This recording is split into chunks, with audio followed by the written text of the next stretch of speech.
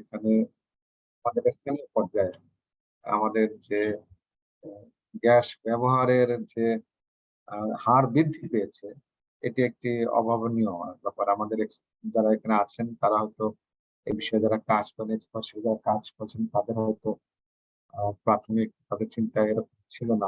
আমার যেটা বিশ্বাস হচ্ছে যে এই অল্প কয়েক বছরে পুরো সিনারিটা চেঞ্জ হবে। ৯০ এর দশকে বা ২০০০ সালের প্রথম দশকে হয়তো এটা চিন্তা করা যায়নি। তখন সিনারিটা একরকম ছিল।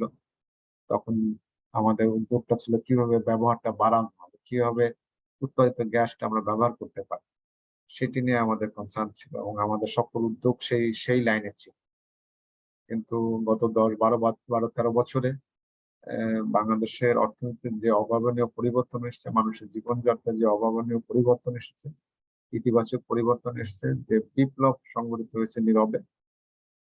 তার ফলশ্রুতিতে দেখা যাচ্ছে যে এলএনজি আমাদের গ্যাস উৎপাদন থেকে আমাদের এখন ব্যবহার হচ্ছে অনেক বেশি। আমি আমার লোকাল প্রোডাকশন দিয়ে আমি আর ব্যবহার করতে পারছি না। আমরা এখন ইম্পোর্ট করছি। আমাদের সভাপতি মহোদয় খুব ভালোভাবেই বলেছেন যে ইম্পোর্ট করার ক্ষেত্রে আমাদের বেশ কিছু চ্যালেঞ্জের মুখোমুখি আমরা হচ্ছি। কারণ এটি গ্যাস ইম্পোর্টটা অন্য ৫টা আইটেম ইম্পোর্ট করার মতো কোনো বিষয় নয়। এটার জন্য আমাদের সুনির্দিষ্ট অবকাঠামো দরকার, ইম্পোর্ট অবকাঠামো দরকার এবং সেটা ডিস্ট্রিবিউশন অবকাঠামো দরকার। তো আমরা হয়তো এই গত দশকে আমরা যে পরিকল্পনা করেছিলাম সেই পরিকল্পনার আলোকে যে অবকাঠামো আমরা তৈরি করেছি সেই অনুযায়ী আমরা বর্তমানে ইম্পোর্ট করছি এবং ইম্পোর্ট যে করছি এই গ্যাসের যে মার্কেটটা বা এলএনজি যে মার্কেটটা সেটি অন্য ৫টা মার্কেটের মতো নয়। ইন্টারন্যাশনাল যে মার্কেট যেভাবে চলে তা না, একটু ভিন্ন টাইপের মার্কেট আমি যতটুকু বুঝতে পারছি। আমাদের এক্সপার্ট যারা এই ব্যাপারে যারা ভালো আছেন আজকে যারা উপস্থাপন করবেন বাংলাদেশের আমাদের অন্যতম অগ্রসর প্রতিষ্ঠান যার মাধ্যমে আমরা এলএনজি একটা অবকাঠামো আমাদের সাপোর্ট যারা কাছ থেকে আমরা নিচ্ছি এবং আমি দেখলাম যে এক্সিলারেটর যে দুটো কোম্পানি এবং সামুদ্রিক কোম্পানি প্রতিনিধি এখানে আছেন। আমার মনে হয় আমরা হয়তো তাদের কাছ থেকে প্রকৃত চিত্রটা জানতে পারবো, তাদের অভিজ্ঞতাকে আমরা আমাদের বিভিন্ন জ্ঞান দিয়ে বিভিন্ন ইন্টারাকশনের মাধ্যমে দেশ বিদেশে ভ্রমণ করে বা দেশ বিদেশ কথা বলে যে ধারণাটা পাচ্ছি আমাদের দৃষ্টিভঙ্গিতে আমরা সে একটা ধারণা পেয়েছি। আমরা তাদের কাছ থেকে তাদের দৃষ্টিভঙ্গিতে আসলে আমরা হয়তো আজকে একটা ভিন্নতর ধারণা পাবো এটা আমরা আশা করছি। আমাদের কাজ হলো দুটো ধারণা একটা মিথস্ক্রিয়া ইন্টারাকশন করে আমাদের তরফ থেকে একটা ধারণা তৈরি করা। তো আমি আজকে যা এই সেমিনারে কি নোটিস উপস্থিত থাকার জন্য যে Summit Oil and Shipping Company director Salman Khan সম্মত হয়েছেন এবং তাকে আমি অভিনন্দন জানাই এবং একই সাথে আলোচক হিসেবে এক্সিলেট এনার্জি বাংলাদেশের কাজী মোহাম্মদ আনোয়ার আজিম সাহেব যে সম্মত হয়েছেন এই জন্য তাকে ধন্যবাদ। আমরা যারা আছি আমরা মনে করছি যে আমাদের আজকের উপস্থাপনা বা আজকের সেমিনার মাধ্যমে এলএনজি মার্কেট নিয়ে আমাদের এক্সিস্টিং যে নলেজের গ্যাপ আছে সেটি হয়তো আজকে আমরা আরো পরিষ্কার হবো এবং এই জ্ঞানটা যখন আমার কাছে থাকবে, প্রকৃত চিত্রটা যখন আমার কাছে থাকে তখন কিন্তু আমি সমাধানের পথটা খুঁজে পাবো। এটা সবসময় অনেকটা রোগের চিকিৎসা করা মতো। যখন একজন রোগী ডাক্তারের কাছে যায়, ডাক্তার সাহেব বেশ টেস্ট দেন। মানে এখনকার কালচার একটা সময় এই কালচারটা ছিল না। অনেকগুলো ডায়াগনস্টিক টেস্ট দেন। টেস্টটা যখন পান উনি যখন ওই সবগুলো পাওয়ার পর যখন বুঝতে পারেন রোগীর কোথায় কি সমস্যা তখন উনি একটা সমাধানের পথ খুঁজে দিতে পারেন তাকে। তো আমাদের এই সেমিনার ওয়ার্কশপ করার মূল উদ্দেশ্য সেটাই থাকে যে আমাদের হয়তো কিছু প্রাতিষ্ঠানিক আমাদের কিছু ধারণা থাকে কিন্তু আমরা এক্সপার্ট যারা আছেন মার্কেটে যারা এটা নিয়ে কাজ করেন তাদেরকে আমরা আমন্ত্রণ জানাই বিভিন্ন ওয়ার্কশপ সেমিনারে তাদের কাছ থেকে জানার পর কেসটা আমরা আরো ভালো করে বুঝতে পারি এবং তখন আমরা সমাধানের জন্য একটি ওয়ে আউট আমরা খুঁজে পাই। আজকে নামের শিরোনামের মধ্যেও সেটাও আছে, ওয়ে ফরওয়ার্ডটা আমাদের নামটার মধ্যেও আছে। আমি যদি চ্যালেঞ্জটা জানি, চ্যালেঞ্জের পিছনের ব্যাকগ্রাউন্ডটা যদি আমি জানি তাহলে ওয়ে ফরওয়ার্ডটা আমি খুঁজে পাবো এবং আমি যদি আমার ক্ষেত্রটাকে আমি যদি জানতে পারি। তো আজকে আমি অনুমতি নিচ্ছি আপনাদের কাছ থেকে ওয়ার্কশপটা চলাকালীন সময় আমি যতটুকু সম্ভব চেষ্টা করবো আপনার সাথে কানেক্ট থাকার জন্য। মাঝে মাঝে দু একটা প্রশ্ন যদি আমার থাকে আমি সেটি অনুমতি নিয়ে নিচ্ছি, আমার নিজেরও একটু শেখা দরকার আছে। আমি আপনাদের কাছ থেকে অনুমতি নিয়ে আজকে এই ওয়ার্কশপে আমাদের প্রতিমন্ত্রী মহোদয়ের পক্ষে আমি আজকের এই সেমিনার উদ্বোধন ঘোষণা করছি। আপনাদের সবাইকে ধন্যবাদ জানাচ্ছি। জয় বাংলা। ধন্যবাদ বিশেষ অতিথি জনাব মোহাম্মদ মাহবুব হোসেন, সিনিয়র সচিব, জ্বালানি ও খনিজ সম্পদ বিভাগ। আজকে সুন্দর যে আমাদের দিক নির্দেশনা, আমরা কি আউটকাম পেতে পারি সে সংক্রান্ত একটু ব্রিফিং দিয়ে উদ্বোধন ঘোষণার জন্য স্যার আমরা অত্যন্ত আনন্দিত আপনি যুক্ত থাকার চেষ্টা করবেন স্যার। এ পর্যায়ে আমি আমাদের কিনোট স্পিকার জনাব Salman Khan, director operation Summit Oil and shipping Company লিমিটেডকে তার উপস্থাপন করার জন্য বিনীত অনুরোধ জানাচ্ছি। সম্মানিত কিনোট স্পিকার জনাব Salman Khan. Thank you very much. স্ক্রিনটা একটু শেয়ার করতে চাচ্ছিলাম, আমাকে যদি একটু পোস্ট করা যায় প্লিজ। জি, মোস্তফা পাওয়ার দিয়ে দেন। আমার স্ক্রিনটা কি দেখা যাচ্ছে স্যার? জি জি দেখা যাচ্ছে। Okay, thank you.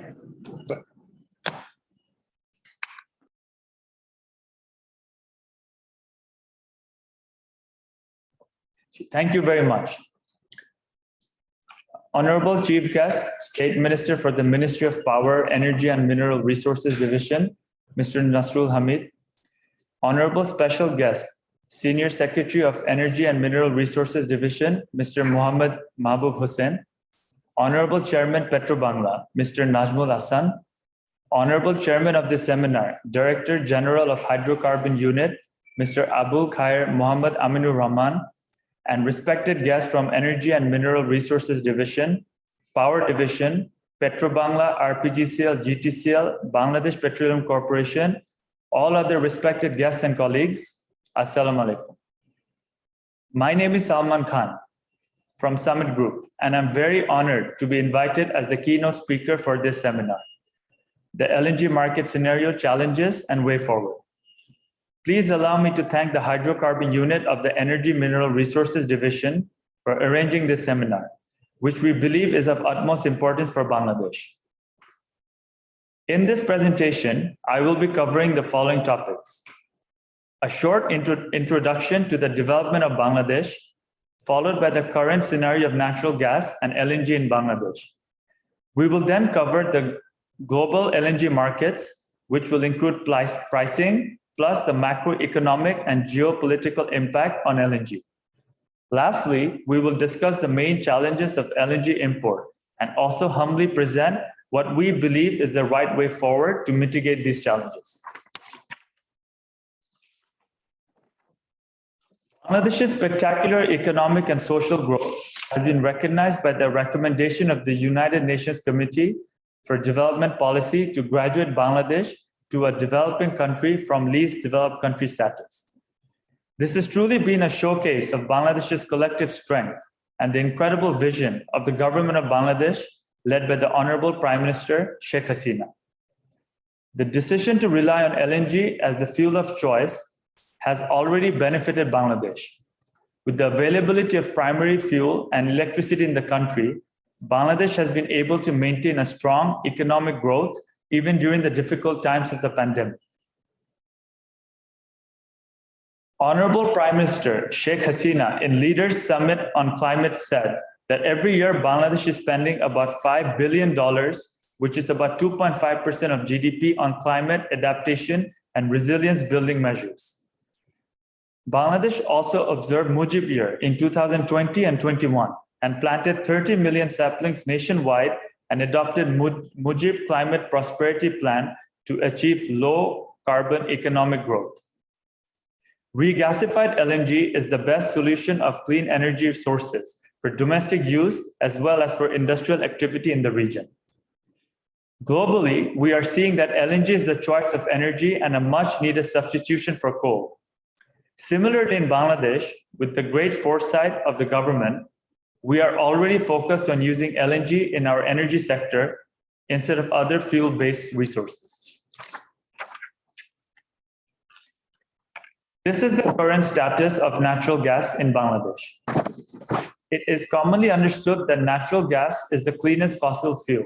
However, it must be noted that the reserve is not unlimited, as we have seen here in Bangladesh. Currently, there are 26 gas fields in Bangladesh, which the gas initially in place was approximately 40 trillion cubic feet. The recoverable reserve from the fields is approximately 30 TCF.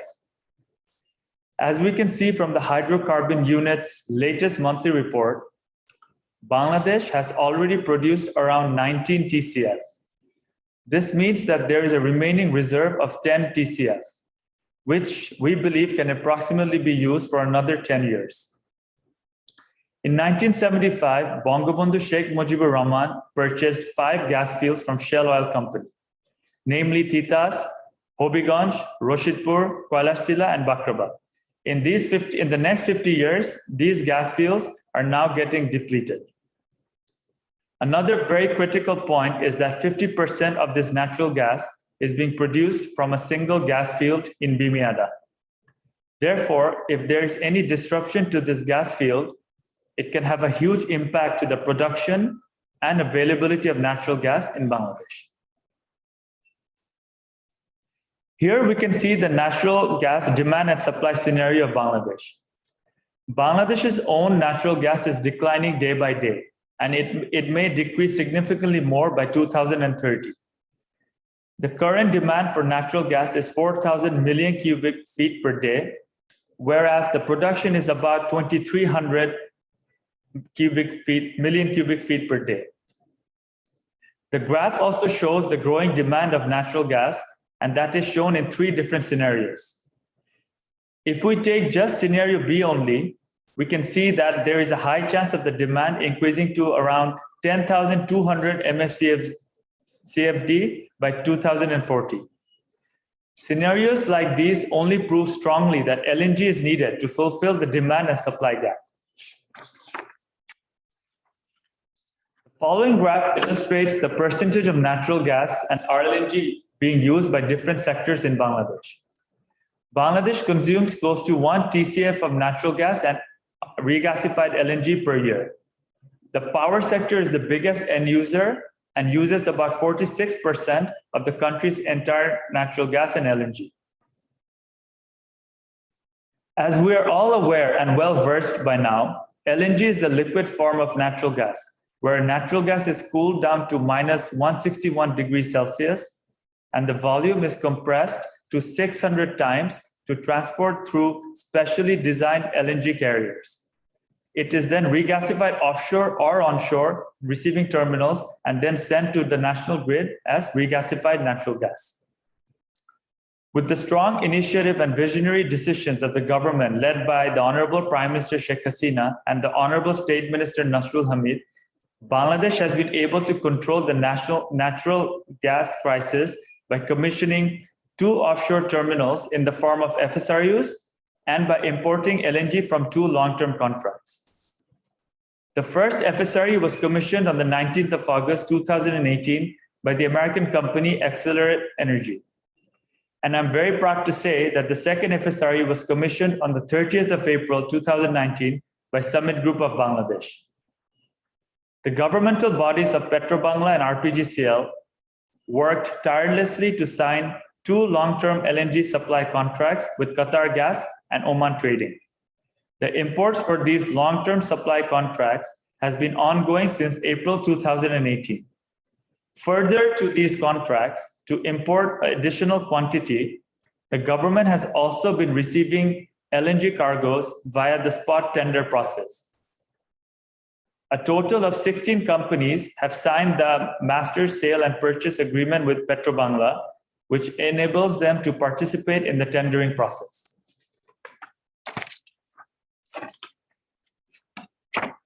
As mentioned before, in the gas demand and supply scenario, Bangladesh will require more LNG to meet its ever-growing demand. Petrobang and RPGCL have been in the process of finalizing 2 more long-term LNG import contracts. The government is also close to finalizing more receiving terminals in the form of both onshore and offshore terminals.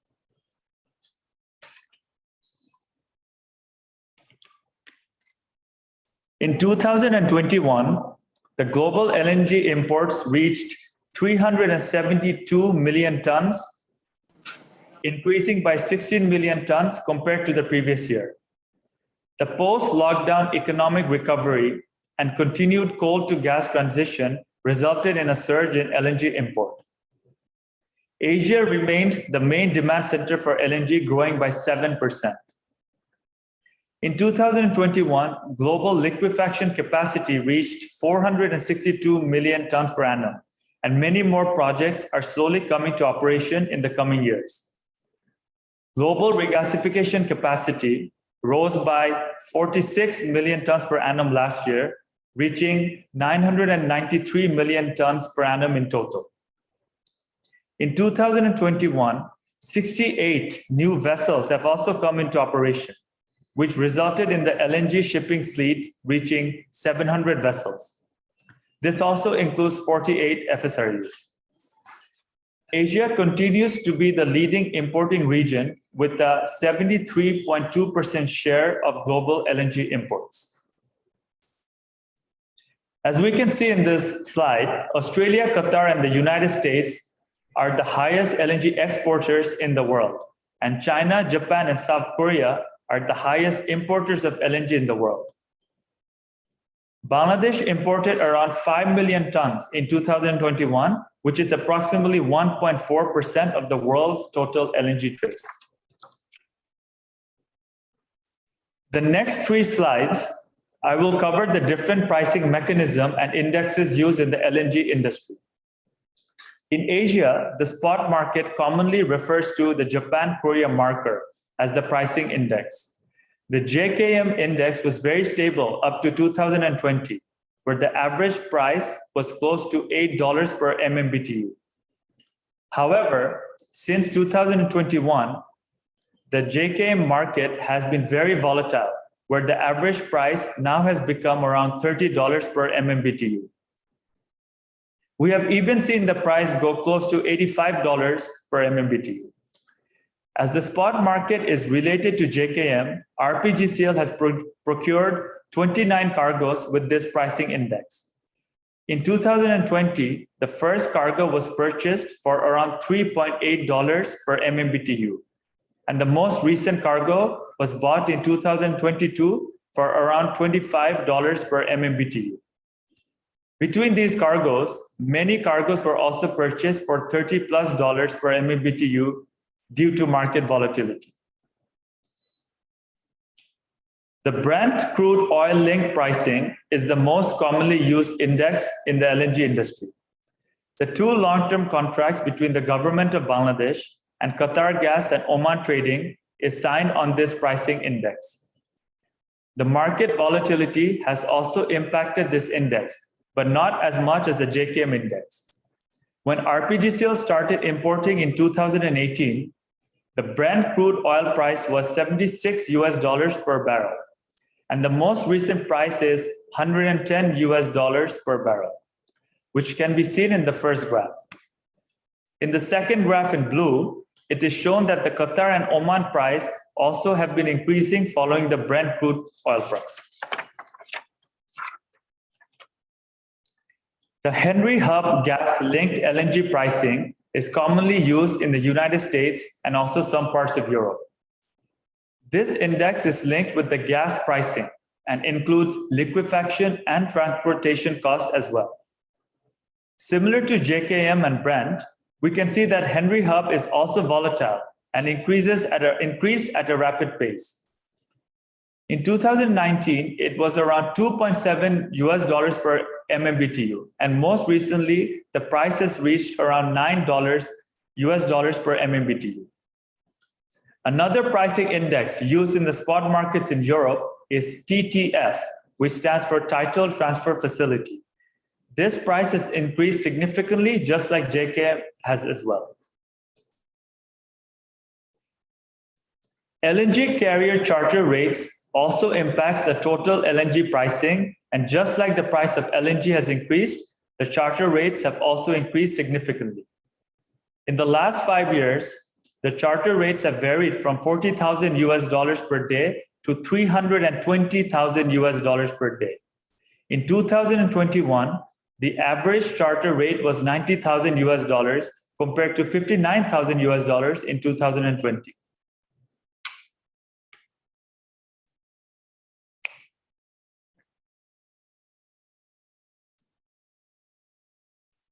পরেরটা আগে যাচ্ছে কেন?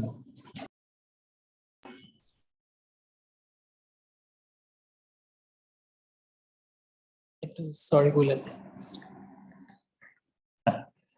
Sorry. In our opinion and research, these are some of the main reasons as to why the LNG prices are increasing.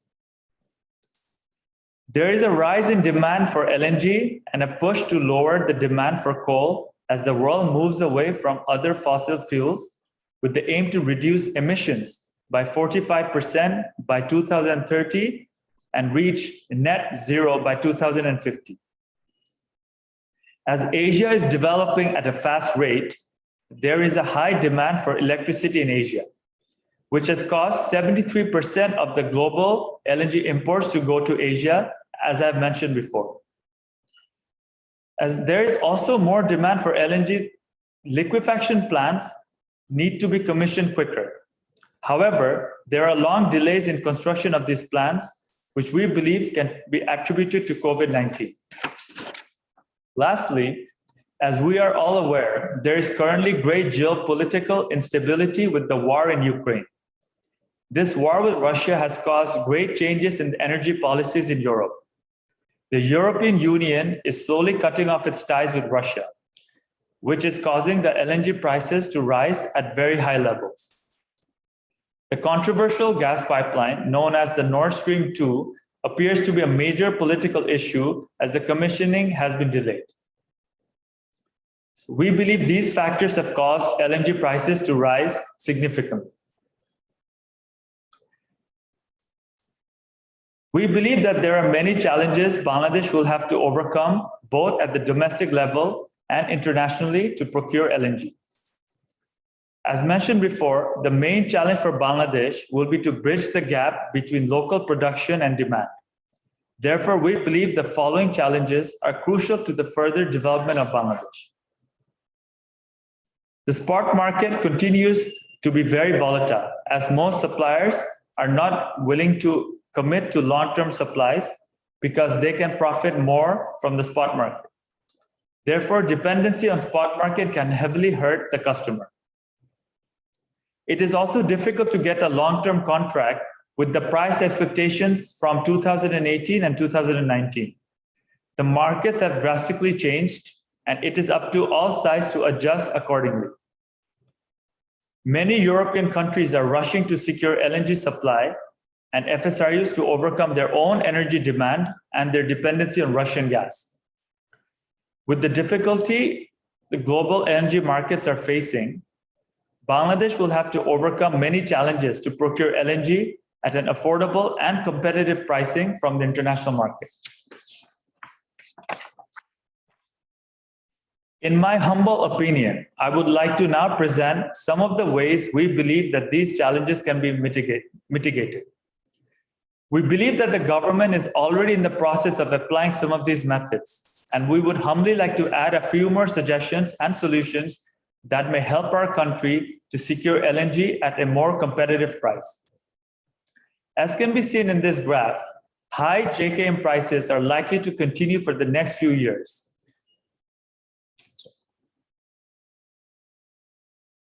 Brent and Henry Hub is expected to be more stable in the near future. It is very important to understand and study future and forward curves to get an idea of the market. As we have seen from the great foresight of the government, there has been an enhanced focus on local production onshore and offshore. It is important for Bangladesh to continue to try to explore more avenues to get as much of their own gas as possible.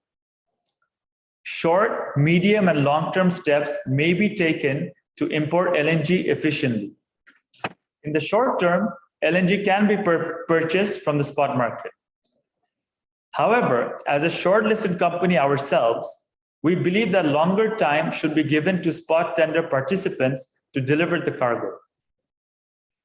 An example can be if the supplier wants to supply from the US, the cargo will take around 30 days for the LNG to be delivered. However, the tender document mostly states that the cargo has to be delivered by 20 days upon the closing of the tender. These sorts of difficult conditions make it very tough for other companies to participate in these tenders. For mid and long-term contracts, Brent crude oil linked and/or Henry Hub natural gas LNG price is still the best solution. As we have seen from the forward curves, the price will be more stable and competitive in the long-term market. LNG import may be sought from Indian or Chinese companies who have access to low-cost LNG after purchasing from countries with conflict. This can enable Bangladesh to buy at the most competitive pricing. Most forward curves and studies are showing that the markets will eventually stabilize. Therefore, it may be prudent for RPGCL to delay the procuring process and wait for the market to stabilize.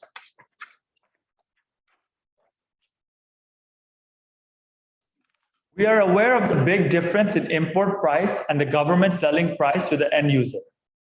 It may be suggested to adjust the pricing to the market as much as possible. The price of LNG has increased since the existing long-term contracts were signed by Petrobangla. Along with the price, the terms of the contracts have also changed in the global markets. Many suppliers will not be able to offer a price unless these expectations for terms are met. The LNG specifications also need to be reviewed because the current spec restricts most of the global suppliers from offering LNG to Bangladesh. Finally, it is to be noted that FSRUs are also in high demand, especially in Europe, and so turnover of contracts need to be done efficiently by all sides involved. International suppliers consider contracts to be sacrosanct, and they will not deviate from a signed sale purchase agreement, terminal usage agreement, or an implementation agreement. I will briefly touch on Summit's contribution and involvement in the power and energy sector in Bangladesh. Since 1998, Summit has been producing electricity in Bangladesh with a contracted capacity of 2,500 megawatts in total, with 20 IPP projects successfully implemented. Summit has successfully developed a floating storage and regasification unit in Maheshkhali, where the capacity to regasify is 500 million cubic feet per day. Summit is successfully operating the FSRU and have completed 100 ship-to-ship transfers. Summit has also been a local leader in fuel supply, as we are currently importing and supplying HFO close to 1 million tons per year to Bangladesh for power generation. Summit is humbled to receive many awards, and we are proud to be recognized as the best power plant from the government in 5 consecutive years. With the FSRU construction and operation, Summit has been involved in the LNG sector from its beginning in Bangladesh. Summit is also shortlisted as the only Bangladeshi company out of 16 companies for spot LNG supply in Bangladesh. Summit has signed an MOU with the American company Commonwealth LNG to procure 1 million tons per annum. We are pleased and proud to say that in these difficult and volatile markets, we are close to finalizing a long-term LNG supply contract with RPGCL. Summit is also negotiating with RPGCL and Petrobangla to construct and operate Bangladesh's 3rd LNG receiving terminal in the form of an FSRU. Summit, along with JERA and Mitsubishi, is shortlisted in the Bangabandhu land-based terminal in Matabari. In conclusion, may I again say thank you to all the honorable guests for giving me your valuable time. Summit is always guided by the government of Bangladesh and its brilliant leaders and policymakers. Summit is focused solely to overcome the energy shortage in Bangladesh. We are extremely grateful to work with the government and work together to provide cost-effective solutions. The LNG market is volatile currently, but through these difficult times, we can find solutions if we work together and work with an open and communicative approach, keeping in view the current global market. I am deeply humbled and grateful to speak to the leaders of the Energy Ministry and all concerned departments. Thank you to my colleagues for listening in. And with this, I would like to conclude my presentation. Thank you. ধন্যবাদ keynote speaker জনাব Salman Khan, director operation Summit Oil and shipping company Limited, আপনার সুন্দর উপস্থাপনার জন্য। আমরা আমাদের আলোচকবৃন্দ আলোচনা করবেন এবং আমাদের পার্টিসিপেন্টরাও আলোচনা করবেন, তাদেরও কিছু কোয়ারি থাকতে পারে। কিনোট স্পিকার, আপনার কাছ থেকে আপনার যে প্রেজেন্টেশন সেটির কিছু কোয়ারিও আসতে পারে, এগুলো আপনি আমাদের সন্তুষ্ট করার চেষ্টা করবেন। আমি এ পর্যায়ে আলোচক জনাব কাজী মোহাম্মদ আনোয়ারুল আজিম, পরিচালক downstream development Excelerate Energy Bangladesh Limited মহোদয়কে আজকের এই উপস্থাপনা সম্পর্কে আলোচনা করার জন্য অনুরোধ জানাচ্ছি। আমাদের তিনজন আলোচক আছেন, আপনি 10 মিনিট টাইম ফ্রেমের ভিতরে আলোচনাটা সীমাবদ্ধ রাখলে আজকের টাইম ফ্রেমটা মেইনটেইন সুন্দর হবে। আলোচক জনাব কাজী মোহাম্মদ আনোয়ারুল আজিম, পরিচালক excellent energy Bangladesh limited. Yeah, thank you, sir. Thank you very much indeed. Honorable Chief Guest of today's seminar, Honorable State Minister Mr. Nasrul Hamid MP, Special Guest Senior Secretary EMRD Mohammad Mahmoud Hossain sir, Honorable Chairman Petrobangla, and respected senior government officials. Very good morning. Assalamu alaikum. Special thanks to the Chair, Additional Secretary and DG of HCU, the Hydrocarbon Unit, Mr. Abul Khair Mohammad Aminur Rahman, for inviting me and giving me an opportunity to represent Accelerate and to share our knowledge that we are achieving every day in this big LNG market.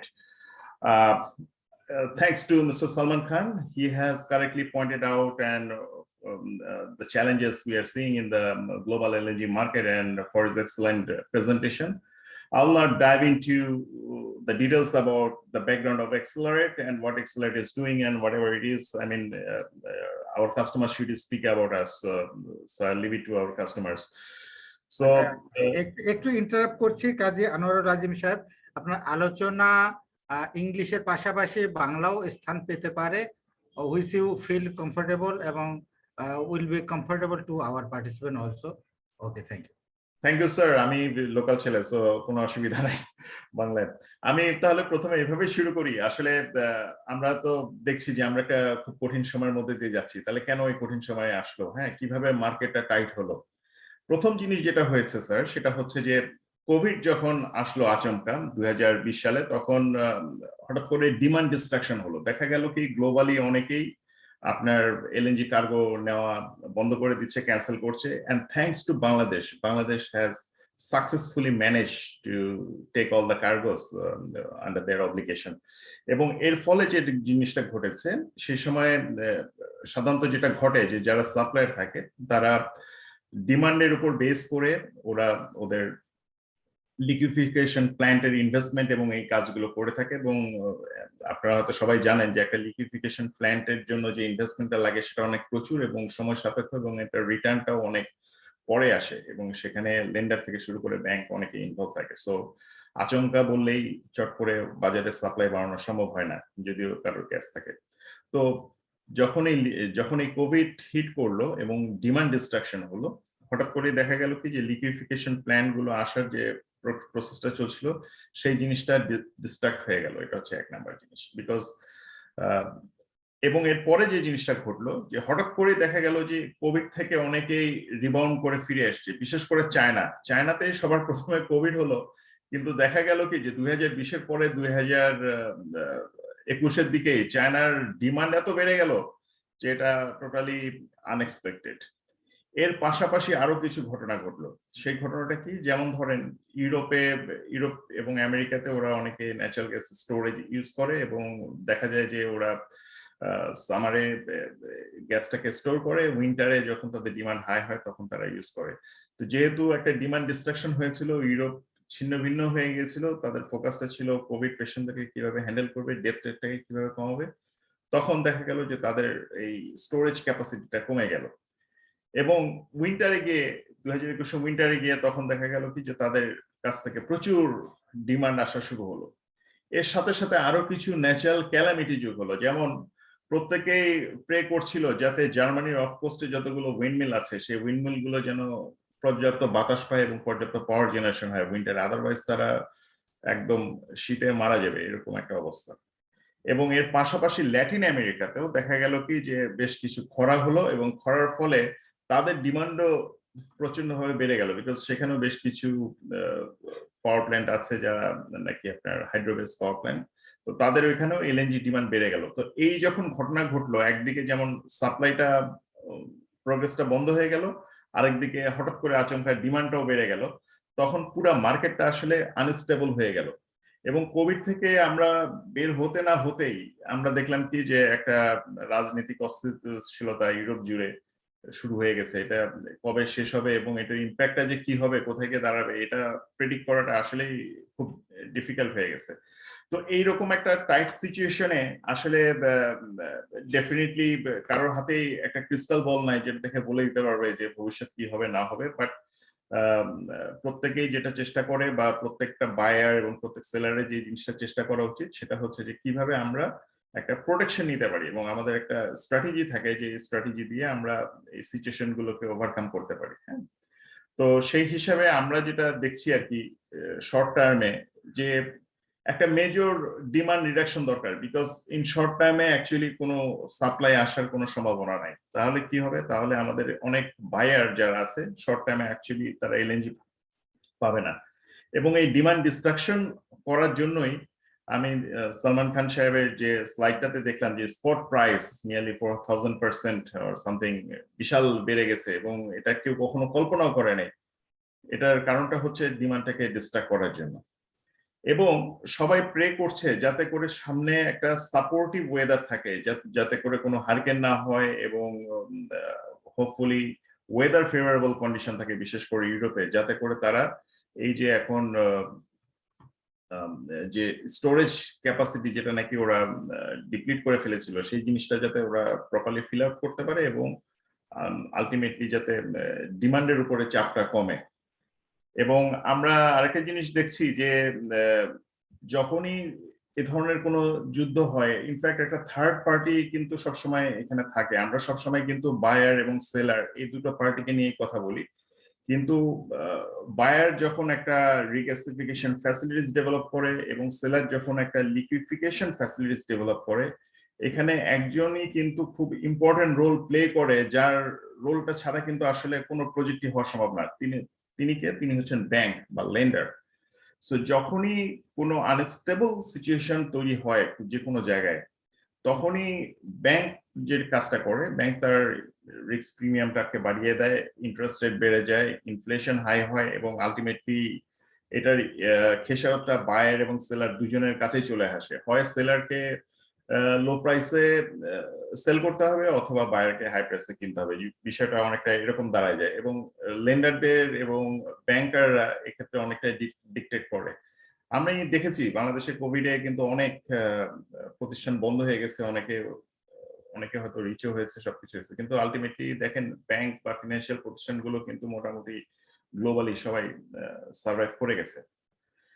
আমরা long টার্মে যে জিনিসটা আমরা দেখতে পাচ্ছি যে FSR এর ডিমান্ডটা প্রচন্ড ভাবে বেড়ে গেছে, বিশেষ করে ইউরোপ যখন বুঝতে পেরেছে যে ইউরোপ মূলত পাইপলাইন গ্যাসের উপরই বেশি ডিপেন্ডেন্ট ছিল এবং স্পট মার্কেটে যে ডেভেলপমেন্টটা হয়েছে সেটার একটা ব্যাকগ্রাউন্ড হচ্ছে যে ইউরোপ আপনার স্পট মার্কেট থেকে কার্গো নিত এবং যখন ইউরোপ স্পট মার্কেট থেকে কার্গো নিত না, সে কার্গো গুলো অ্যাকচুয়ালি ল্যাটিন আমেরিকা বা এশিয়ার দিকে, মূলত এশিয়ার দিকেই ডাইভার্টেড হয়ে যেত। কিন্তু এবং সেটার উপর বেস করে স্পট মার্কেটের প্রাইসটা অ্যাকচুয়ালি ফ্লাকচুয়েট করতো আর কি। হ্যাঁ, এবং এই যে জেকেএম যেটাকে নাকি আমরা স্পট মার্কেটের one of the main index বলি, জেকেএম মানেই হচ্ছে জাপান কোরিয়া মার্কার, অর্থাৎ জাপান এন্ড কোরিয়া ছিল মেইন কনজিউমার, তাদের ওইখানে যে প্রাইসের ট্রেড হচ্ছে বা যেটা হচ্ছে সেটাকে আসলে ধরা হতো। সো এই লং টার্মে দেখা যাচ্ছে যে আপনার এই ইউরোপে তাদের সাপ্লাই সিকিউরিটিটাকে এনশিওর করার জন্য ওরা এফএসআরইউর দিকে, বিশেষ করে এফএসআরইউটা যেহেতু ভেরি কুইক সলিউশন হিসেবে আসে, সেই জন্য ইউরোপ এফএসআরইউটাকে বেছে নিয়েছে প্রাইমারিলি, এবং সো সেই জন্য এফএসআরইউ অ্যাকচুয়ালি এখন খুঁজে পাওয়াটাও খুব difficult. It's a good news for a company like Excelert, but again আমরা মনে করি যে ব্যবসার পাশাপাশি আরো অনেক কিছু বিষয় আছে, কমিটমেন্ট, সোশ্যাল কমিটমেন্ট আর সবকিছু, তো সেদিক থেকেও আমরা যে খুশি সেটা বলবো না আর কি। আমরা প্রাইসিং এ যেটা দেখতে পাচ্ছি, একটা কিনোট স্পিকারের একটা স্লাইডে আমরা দেখলাম ডেফিনেটলি ব্রেন্ট এবং হেনরি হাব এই প্রাইসটা অ্যাকচুয়ালি খুবই স্টেবল কন্ডিশনে আছে। এখানে একটা জিনিস বলে রাখা দরকার, সেটা হচ্ছে কি যে আমরা যখন এলএনজি কিনি, বিকজ বিশেষ করে কান্ট্রিজ লাইক বাংলাদেশ, আমাদের বেস ডিমান্ড যেটা আছে সে বেস ডিমান্ডটা সবসময়, এবং ইটস নট অনলি বাংলাদেশ, এই বেস ডিমান্ডটা গ্লোবালি সবাই কিন্তু লং টার্ম কন্ট্রাক্টের মাধ্যমে করতে চায়। এটার রিজনটা হচ্ছে আপনি দেখেন যে ব্রেন্ট এবং হেনরি হাব যে কার্ভটা আছে সেই কার্ভটা কিন্তু মোর অর লেস স্টেবল এবং এটা রিস্ক ফ্রি।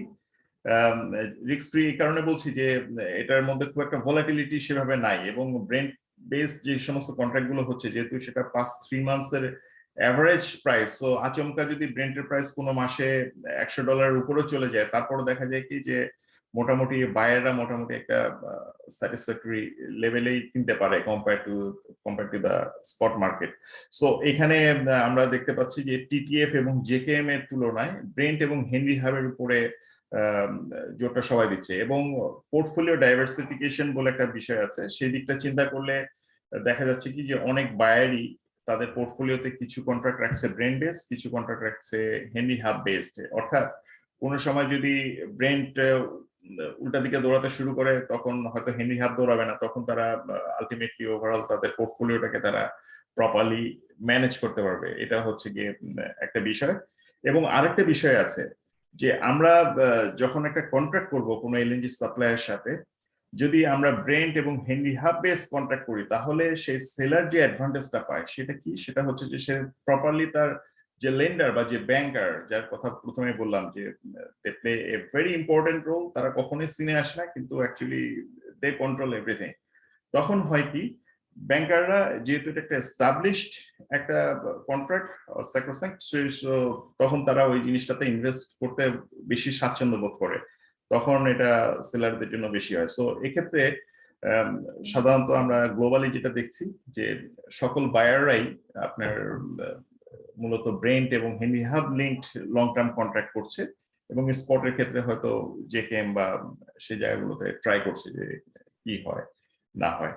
এছাড়াও আমরা আরো দেখছি যে বেশ কিছু ইউরোপিয়ান বায়াররা তারা কিছু অ্যাডভান্স উইন্টার সাপ্লাই কিনে রাখছেন, আবার কেউ কেউ একটু ওয়েট করছেন যে দেখি, বিকজ এখানে এর সাথে ক্যাশ ফ্লোর একটা বিশাল বিষয় আছে। বিকজ আজকে আমি যে আলটিমেটলি ফরওয়ার্ড কার্ভ যেটা আছে সেটা গিয়ে স্পট প্রাইসের সাথে গিয়ে কনভার্জ করে। সো আজকে হয়তো আমি $10 দিয়ে একটা ফর এক্সাম্পল একটা ফরওয়ার্ড কার্ভে কিনে রাখলাম, কিন্তু পরবর্তীতে স্পট প্রাইসে গিয়ে যদি দেখি সেটা $8 হয়ে গেছে, দেন ইটস আ প্রবলেম যিনি এই ডিসিশনটা নিয়েছেন তার জন্য আর কি। সো আমরা মূলত যেটা মনে করছি ইন ফিউচার যে পিভটাল পয়েন্ট হচ্ছে যে এই উইন্টারে আপনার ইউরোপের ইনভেন্টরিটা কোথায় গিয়ে দাঁড়াবে, এবং আমরা দেখতে পাচ্ছি যে এলএনজি শিপিং মার্কেট যেটা আছে সেটাও একটু ফ্লাকচুয়েট করছে। সো এই বছর সেরকম আমরা দেখতে পাচ্ছি না যে শিপিং মার্কেটে নতুন কোনো শিপ সেভাবে যোগ হচ্ছে হয়তো, এবং বাট শিপইয়ার্ডস গুলো প্রচন্ড বিজি, শিপইয়ার্ড গুলোতে স্লট পাওয়াটাও এখন খুব ডিফিকাল্ট হয়ে গেছে if anyone wishes to be in their. আমরা দেখতে পাচ্ছি নতুন কিছু মার্কেট আসতেছে, ফর এক্সাম্পল কুয়েতের তেলের অভাব নাই, সবাই কুয়েত থেকে তেল কিনছে, কিন্তু কুয়েত আপনার ন্যাচারাল গ্যাস কিনে তাদের পেট্রোকেমিক্যাল কমপ্লেক্স এবং ফর এনভায়রনমেন্টাল সেফগার্ড তারা কিন্তু এলএনজিটাকে ইউজ করছে, এবং রিসেন্টলি তারা কাতারের সাথে একটা 3 মিলিয়ন মেট্রিক টন একটা চুক্তিও তারা লং টার্ম চুক্তি তারা করে ফেলেছে। সো দেখা যাচ্ছে কি যে যারা oil based country, oil producing country, তারাও কিন্তু ক্লিন ফুয়েল হিসেবে এলএনজি দিকে ঝুঁকে যাচ্ছে। So it's not a good news for the other competitive buyers. চায়নার কথা কোথা থেকে শুরু করবো কোথায় শেষ করবো জানি না, বিকজ চায়না যে কাজটা করেছে তাদের মানে তাদের যে রিগ্যাসিফিকেশন ক্যাপাসিটি সেটাকে তারা সিগনিফিকেন্টলি বাড়ায় ফেলবে by the end of this year, nearly 84.6, যেটা নাকি প্রায় 7.5% higher compare to the last year. এবং দেখা যাচ্ছে কি যে চায়না বেশ কিছু লং টার্ম কন্ট্রাক্ট করছে এবং লং টার্ম কন্ট্রাক্টের মাধ্যমে তারা তাদের যে রিগ্যাসিফিকেশন ক্যাপাসিটি এবং কি বলে লং টার্ম কন্ট্রাক্টের যে ভলিউম, সে ভলিউমের গ্যাপটাকে তারা কমাই নিয়ে আসছে। সেই গ্যাপটা ছিল আগে বেশ হাই, কিন্তু সেটাকে তারা প্রায় অনেকটুকু কমিয়ে নিয়ে এসে দেখা যাচ্ছে যে 30% অফ দেয়ার এলএনজি রিকোয়ারমেন্ট তারা স্পট মার্কেট থেকে নিচ্ছে। সো এবং নেক্সট 5 ইয়ার্সে তারা যে পর্যায়ে যাবে সেখানে মনে হচ্ছে যে countries like Bangladesh and others যদি লং টার্ম কন্ট্রাক্টে না ইন করে এটা হয়তো সমস্যাই হতে পারে। So thanks to Petrobangla and EMRD, I think from the very beginning we are seeing যে ইএমআরডি পেট্রোবাংলা যে ডাইনামিক লিডারশিপ আছে সে তার মাধ্যমে ওনারা প্রপার ডিসিশনটাই ওনারা নিয়েছেন। এবং ফ্র্যাঙ্কলি স্পিকিং ইন্টারন্যাশনাল মার্কেটে পেট্রোবাংলার প্রফেশনালিজমের কিন্তু পেট্রোবাংলা এবং আরপিজিএসএল প্রফেশনালিজমের একটা বিশাল সুনাম রয়েছে। সো আমরা যেটা মনে করছি যে যেটা করা উচিত বায়ারদের সেটা হচ্ছে নাম্বার 1, তাদের রিগ্যাস ক্যাপাসিটি বা তাদের ডিমান্ডের বেজ অংশটুকু ব্রেন্ট এবং হেনরি হাব লিঙ্কড কন্ট্রাক্টের মাধ্যমে ফিল আউট করা উচিত।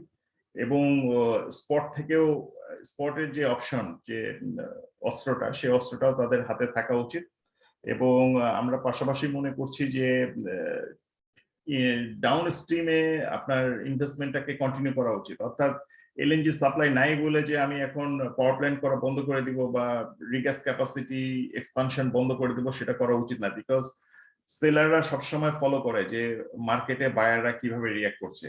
বায়াররা যেমন ফলো করে যে সেলাররা কি করছে, সেলাররা ফলো করে বায়াররা কি করছে। যদি কোনো কারণে সেলার দেখে যে বায়ার্স লাইক বাংলাদেশ তাদের কোনো একটা এলএনজি বেস পাওয়ার প্ল্যান্টের অ্যাক্টিভিটিসটাকে বন্ধ করে দিয়েছে, তখন এটা একটা রং সিগন্যাল যায় to the seller. For example, Bangladesh recently move করছে কিছু কোল বেস পাওয়ার প্ল্যান্ট থেকে তারা এলএনজি বেস বা গ্যাস বেস পাওয়ার প্ল্যান্টের দিকে মুভ করার একটা ডিসিশন পেপারে এসছে। তো সাথে সাথেই কিন্তু এটা সেলারদের যে ক্লাব, সেই ক্লাবে কিন্তু একটা বিশাল রিয়াকশন হয়েছে যে ও তাহলে এটা তাদের কবে লাগবে, তাহলে আমরা তো এই জিনিসটা নিয়ে ব্যাংকের কাছে যেতে পারি, আমরা আমাদের লিকুইফিকেশন বা অন্যান্য জিনিসগুলো নিয়ে কাজ করতে পারি। So we should continue doing all this things. পাশাপাশি সালমান খান সাহেব একটা জিনিস বলেছেন যে we should also expedite the process to attract investment. Already আমরা দেখছি যে ইএমআরডি এবং পেট্রোবাংলা আরপিজিএসএল যে লিডারশিপ আছে ওনারা প্রচন্ড, I mean what should I say, I am really thankful to them. তারা যেভাবে কাজগুলোকে আগায় নিয়ে যান এবং কাজ করেন আউটস্ট্যান্ডিং, 24/7 তারা কাজ করেন। এবং আমরা মনে করছি যে এই জিনিসগুলো আরো এর মাধ্যমে আমরা এই জিনিসটাকে আগায় যাব। We should appreciate this contribution. এবং পাশাপাশি আরেকটা জিনিস যেটা মনে করি, it's not only EMRD is working on this is a national wide project. এখানে আপনার আরো অনেক গভর্নমেন্টের স্টেক হোল্ডাররা ইনভলভ আছেন। For example customs, finance ministry, Bangladesh Bank and others, ministry of fisheries and others. So request থাকবে যে এই ধরনের ওয়ার্কশপে ওনাদেরকে যদি ভবিষ্যতে কখনো ইনভলভ করা যায়, they should own that this is also their project. So তাহলে ওনারা বুঝতে পারবেন যে তারা কোন কোন ক্ষেত্রে অ্যাকচুয়ালি ওভারঅল প্রজেক্টকে সাপোর্ট ওনারা করতে পারবেন। So this is all I have at this point. I think I should leave the floor to you. And thank you very much from XLR side for giving us an opportunity to be here, and we'll be always with you whenever it is required. Thank you. Okay, ধন্যবাদ।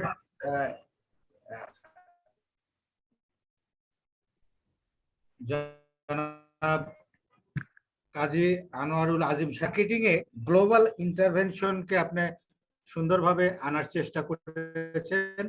আসলে আমরা এই global ইন্টারভেনশনেরই শিকার, আমাদের LNG supply এবং আমাদের ব্যবহারের সমস্যার কারণে। আপনি গুরুত্ব দিয়েছেন লং টার্ম কন্ট্রাক্টে যাওয়ার পক্ষে গুরুত্ব আরোপ করেছেন। নিশ্চয়ই আমরা এগুলো বিবেচনায় আনবো। আমরা এ পর্যায়ে আমাদের রূপান্তরিত গ্যাস কোম্পানি লিমিটেডের ব্যবস্থাপনা পরিচালক জনাব জাভেদ চৌধুরীকে আলোচনা করার জন্য সবিনয় অনুরোধ জানাচ্ছি। আরপিজিসিএল। আসসালামু আলাইকুম। হাইড্রোকার্বন ইউনিট আয়োজিত অধ্যকার LNG market scenario challenges and way forward শীর্ষক অনলাইন সেমিনারের প্রধান অতিথি বিদ্যুৎ জ্বালানি খনিজ সম্পদ মন্ত্রণালয়ের মাননীয় প্রতিমন্ত্রী মহোদয় ও বিশেষ অতিথি জ্বালানি ও খনিজ সম্পদ বিভাগের আমাদের আজকে অনেক এমডি মহোদয় 5 থেকে 7 মিনিটের ভিতরে সারবেন, আমাদের অনেক আলোচক আছে। আমি খুব তাড়াতাড়ি চেষ্টা করবো। জি, থ্যাংক ইউ। এবং সবার সভাপতি হাইড্রোকার্বন ইউনিটের মহাপরিচালক মহোদয়কে সেমিনারি প্যানেল আলোচক হিসেবে আমাকে আমন্ত্রণ জানানোর জন্য কৃতজ্ঞতা জ্ঞাপন করছি। আজকের অনলাইন সভার সম্মানিত প্যানেল আলোচক বৃন্দ এবং সংযুক্ত সম্মানিত অন্যান্য সকল উপস্থিতিকে আন্তরিক শুভেচ্ছা ও স্বাগত জানাচ্ছি। আমি জনাব সালমান খানকে তার সময় উপযোগী উপস্থাপনার জন্য ধন্যবাদ জানাচ্ছি। দেশের জ্বালানি চাহিদার প্রায় 70% দেশের প্রাকৃতিক গ্যাসের মাধ্যমে মেটানো হয়। দেশে গ্যাসের চাহিদা উত্তরোত্তর বৃদ্ধি পাওয়ায় এবং দেশীয় উৎস হতে গ্যাস উৎপাদন হ্রাস পাওয়ায় পরিপ্রেক্ষিতে জ্বালানি নিরাপত্তা নিশ্চিত করবে নিরবচ্ছিন্ন গ্যাস সরবরাহের লক্ষ্যে সরকার এলএনজি আমদানির পরিকল্পনা গ্রহণ করে। দেশের গ্যাসের মোট চাহিদার প্রায় 25% বর্তমানে এলএনজি আমদানির মাধ্যমে পূরণ করা হচ্ছে। জ্বালানি ও খনিজ সম্পদ বিভাগ ও পেট্রোবাংলার নির্দেশনার প্রেক্ষিতে এলএনজি সংক্রান্ত কার্যক্রম পরিচালনার জন্য রূপান্তরিত প্রাকৃতিক গ্যাস কোম্পানি লিমিটেড আরপিজিসিএল-কে দায়িত্ব প্রদান করা হয়। উক্ত নির্দেশনার আলোকে এলএনজি টার্মিনাল স্থাপন, এলএনজি আমদানি ও আরএলএনজি সরবরাহ সংক্রান্ত যাবতীয় কার্যাদি আরপিজিসিএল-এর মাধ্যমে পরিচালিত হচ্ছে। দেশের বিদ্যমান ক্রমবর্ধমান গ্যাসের চাহিদা পূরণ এবং জ্বালানি নিরাপত্তা নিশ্চিত করবে কক্সবাজারের মহেশখালীতে 500 MMCFD ক্ষমতা সম্পন্ন দুটি ভাসমান এলএনজি টার্মিনাল স্থাপনের নিমিত্ত গত 18 জুলাই 2016 তারিখ HCU এনার্জি বাংলাদেশ লিমিটেড এবং গত 20 এপ্রিল 2017 তারিখ summit LNG terminal company private limited এর সাথে জ্বালানি অনুসন্ধান বিভাগ ও পেট্রোবাংলা চুক্তি স্বাক্ষরিত হয়। স্বাক্ষরিত চুক্তির আলোকে সফলভাবে এফএসআর স্থাপন ও কমিশনিং সম্পাদন শেষে HCU এনার্জি কর্তৃক স্থাপিত এমএলএনজি টার্মিনালের মাধ্যমে গত 19 আগস্ট 2018 এবং সামিট কর্তৃক স্থাপিত সামিট এলএনজি টার্মিনালের মাধ্যমে 30 এপ্রিল 2019 হতে জাতীয় গ্যাস গ্রিডে বাণিজ্যিকভাবে আরএলএনজি সরবরাহ করা হচ্ছে। এলএনজি আমদানির লক্ষ্যে গত 25 সেপ্টেম্বর 2017 তারিখে কাতারের রাস লাফান লিকুইফাইড ন্যাচারাল গ্যাস কোম্পানি লিমিটেডের সাথে পেট্রোবাংলার বার্ষিক 1.8 হতে 2.5 মিলিয়ন টন হারে 15 বছর মেয়াদে জিটিজু ভিত্তিতে এলএনজি আমদানির চুক্তি স্বাক্ষরিত হয়। এছাড়াও গত 6 মে 2018 তারিখে ওমান ট্রেডিং ইন্টারন্যাশনাল ওটিআই এর সাথে পেট্রোবাংলার বার্ষিক 1 হতে 1.5 মিলিয়ন টন হারে 10 বছর মেয়াদে জিটিজু ভিত্তিতে এলএনজি আমদানি চুক্তি স্বাক্ষরিত হয়। বর্ণিত স্বাক্ষরিত দুটি দীর্ঘমেয়াদী চুক্তির আওতায় কাতার ও ওমান হতে এলএনজি আমদানি করা হচ্ছে। স্পট মার্কেটে এলএনজি আমদানির লক্ষ্যে ইউআই আহ্বানের মাধ্যমে আগ্রহী 43টি প্রতিষ্ঠানের মধ্যে হতে 16টি প্রতিষ্ঠানের সাথে পেট্রোবাংলার master sale and purchase agreement MSP স্বাক্ষরিত হয়। এমএসপি এর আওতায় স্পট মার্কেট হতে এলএনজি আমদানি চলমান রয়েছে। মধ্য ও দীর্ঘমেয়াদী এলএনজি সরবরাহের লক্ষ্যে বিশেষ আইনের আওতায় প্রক্রিয়াকরণের জন্য Summit oil and shipping company limited, Emirates national oil company limited, HCU energy Bangladesh limited ও কাতার গ্যাস প্রতিষ্ঠান সমূহকে সরকার কর্তৃক নীতিগত অনুমোদন প্রদান করা হয়েছে। সামিট, ইনক এবং HCU এর সাথে নেগোসিয়েশন অব্যাহত রয়েছে এবং কাতার গ্যাসের সাথে যোগাযোগ করা হচ্ছে। HCU এনার্জি কর্তৃক এমএলএনজি এর স্টোরেজ এক্সপানশনের মাধ্যমে আরো 130 MMCFD রিগ্যাসিফিকেশন ক্ষমতা বৃদ্ধি ও স্টোরেজ ক্ষমতা বৃদ্ধির কারণে করণের প্রস্তাবটি বিশেষ আইনের আওতায় প্রক্রিয়াকরণের বিষয়ে সরকার নীতিগত অনুমোদন প্রদান করেছে এবং এ বিষয়ে আলোচনা চলমান রয়েছে।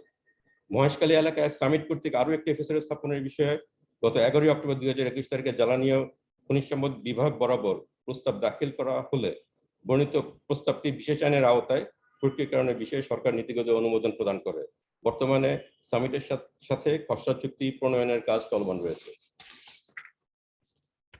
পটুয়াখালীর পায়রা বন্দর এলাকায় গভীর সমুদ্রে 500 MMCFD ক্ষমতা সম্পন্ন ভাসমান এলএনজি টার্মিনাল স্থাপনে আগ্রহ প্রকাশ করে HCU এনার্জির পক্ষ হতে প্রস্তাব দাখিল করা হয়েছে এবং বর্ণিত প্রস্তাবটি বিশেষ আইনের আওতায় প্রক্রিয়াকরণের বিষয়ে সরকার নীতিগত অনুমোদন প্রদান করেছে। বর্তমানে এক্সেলেটের সাথে আলোচনা চলমান রয়েছে। মাতারবাড়িতে বুট ভিত্তিতে 1000 MMCFD ক্ষমতা সম্পন্ন ল্যান্ড বেসড এলএনজি টার্মিনাল স্থাপনের জন্য টার্মিনাল ডেভেলপার নির্ধারণে ইউআই আহ্বানের মাধ্যমে 8টি প্রতিষ্ঠানকে শর্টলিস্টিং করা হয় এবং তাদের নিকট আরএফপি ডকুমেন্ট সহ সমূহ প্রেরণ করা হয়। আগামী 12 ফেব্রুয়ারি 2023 তারিখ আরএফপি জমা প্রদানের সর্বশেষ সময় নির্ধারণ করা হয়েছে। ক্রস বর্ডার পাইপলাইনের মাধ্যমে ভারত হতে বাংলাদেশে আরএলএনজি সরবরাহের বিষয়ে HNRG এর প্রস্তাব প্রক্রিয়াকরণের লক্ষ্যে সরকার কর্তৃক নীতিগত অনুমোদন প্রদান করা হয়েছে এবং খসড়া জিএসএ প্রণয়নের কাজ চলমান রয়েছে। সাম্প্রতিককালে দেশীয় গ্যাস ফিল্ডসমূহ হতে গ্যাসের উৎপাদন পূর্বের তুলনায় বহুলাংশে হ্রাস পাওয়ায় ডিমান্ড ও সাপ্লাইয়ের ঘাটতি পূরণ করতে অফশোর ও অনশোর এক্সপ্লোরেশন কার্যক্রম বৃদ্ধি, এক্সিস্টিং ফিল্ড সমূহের ওয়ার্ক ওভারের পরেও 2025 সাল নাগাদ দেশীয় গ্যাসের উৎপাদন 2000 MMCFD-তে নেমে আসবে মর্মে ধারণা করা হয়। পেট্রোবাংলার প্রক্ষেপণ অনুযায়ী তখন দেশে গ্যাসের চাহিদা থাকবে প্রায় 3777 MMCFD এবং 2030 সাল ও 2041 সাল নাগাদ যথাক্রমে চাহিদা থাকবে প্রায় 4885 ও 6356 MMCFD। গ্যাসের এই ঘাটতি পূরণে বিদ্যমান 500 MMCFD ক্ষমতার 2টি ভাসমান টার্মিনাল ছাড়াও সরকার বিদ্যমান এমএলএনজি টার্মিনালের ক্ষমতা বৃদ্ধি, মহেশখালীতে আরও একটি ভাসমান টার্মিনাল, পটুয়াখালীর পায়রায় একটি ভাসমান টার্মিনাল এবং মাতারবাড়িতে ল্যান্ড বেসড এলএনজি টার্মিনাল স্থাপনের মাধ্যমে 2030 সালের মধ্যে আরও 2330 MMCFD এলএনজি আমদানির পরিকল্পনা গ্রহণ করেছে। বিশ্ববাজারে এলএনজি মূল্যের অস্বাভাবিক বৃদ্ধির কারণে দেশের বৃহত্তর স্বার্থে দীর্ঘমেয়াদী এলএনজি আমদানির জন্য সামিট, ইনক, এক্সেলারেট এবং তাথাগতের সাথে দ্রুততম সময়ে ও কম্পিটিটিভ প্রাইসে এই চুক্তি স্বাক্ষর করা অন্যতম চ্যালেঞ্জ। এছাড়া পরিকল্পনা মতো মহেশখালীতে আরও একটি ভাসমান টার্মিনাল, পটুয়াখালী পায়রায় একটি ভাসমান টার্মিনাল ও মাতারবাড়িতে ল্যান্ড বেসড এলএনজি টার্মিনাল নির্ধারিত সময় স্থাপন করা অন্যতম চ্যালেঞ্জ।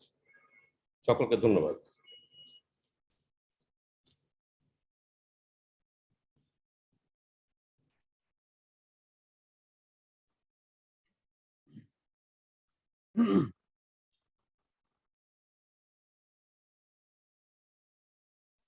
না, তুমি মিউট হয়ে আছো।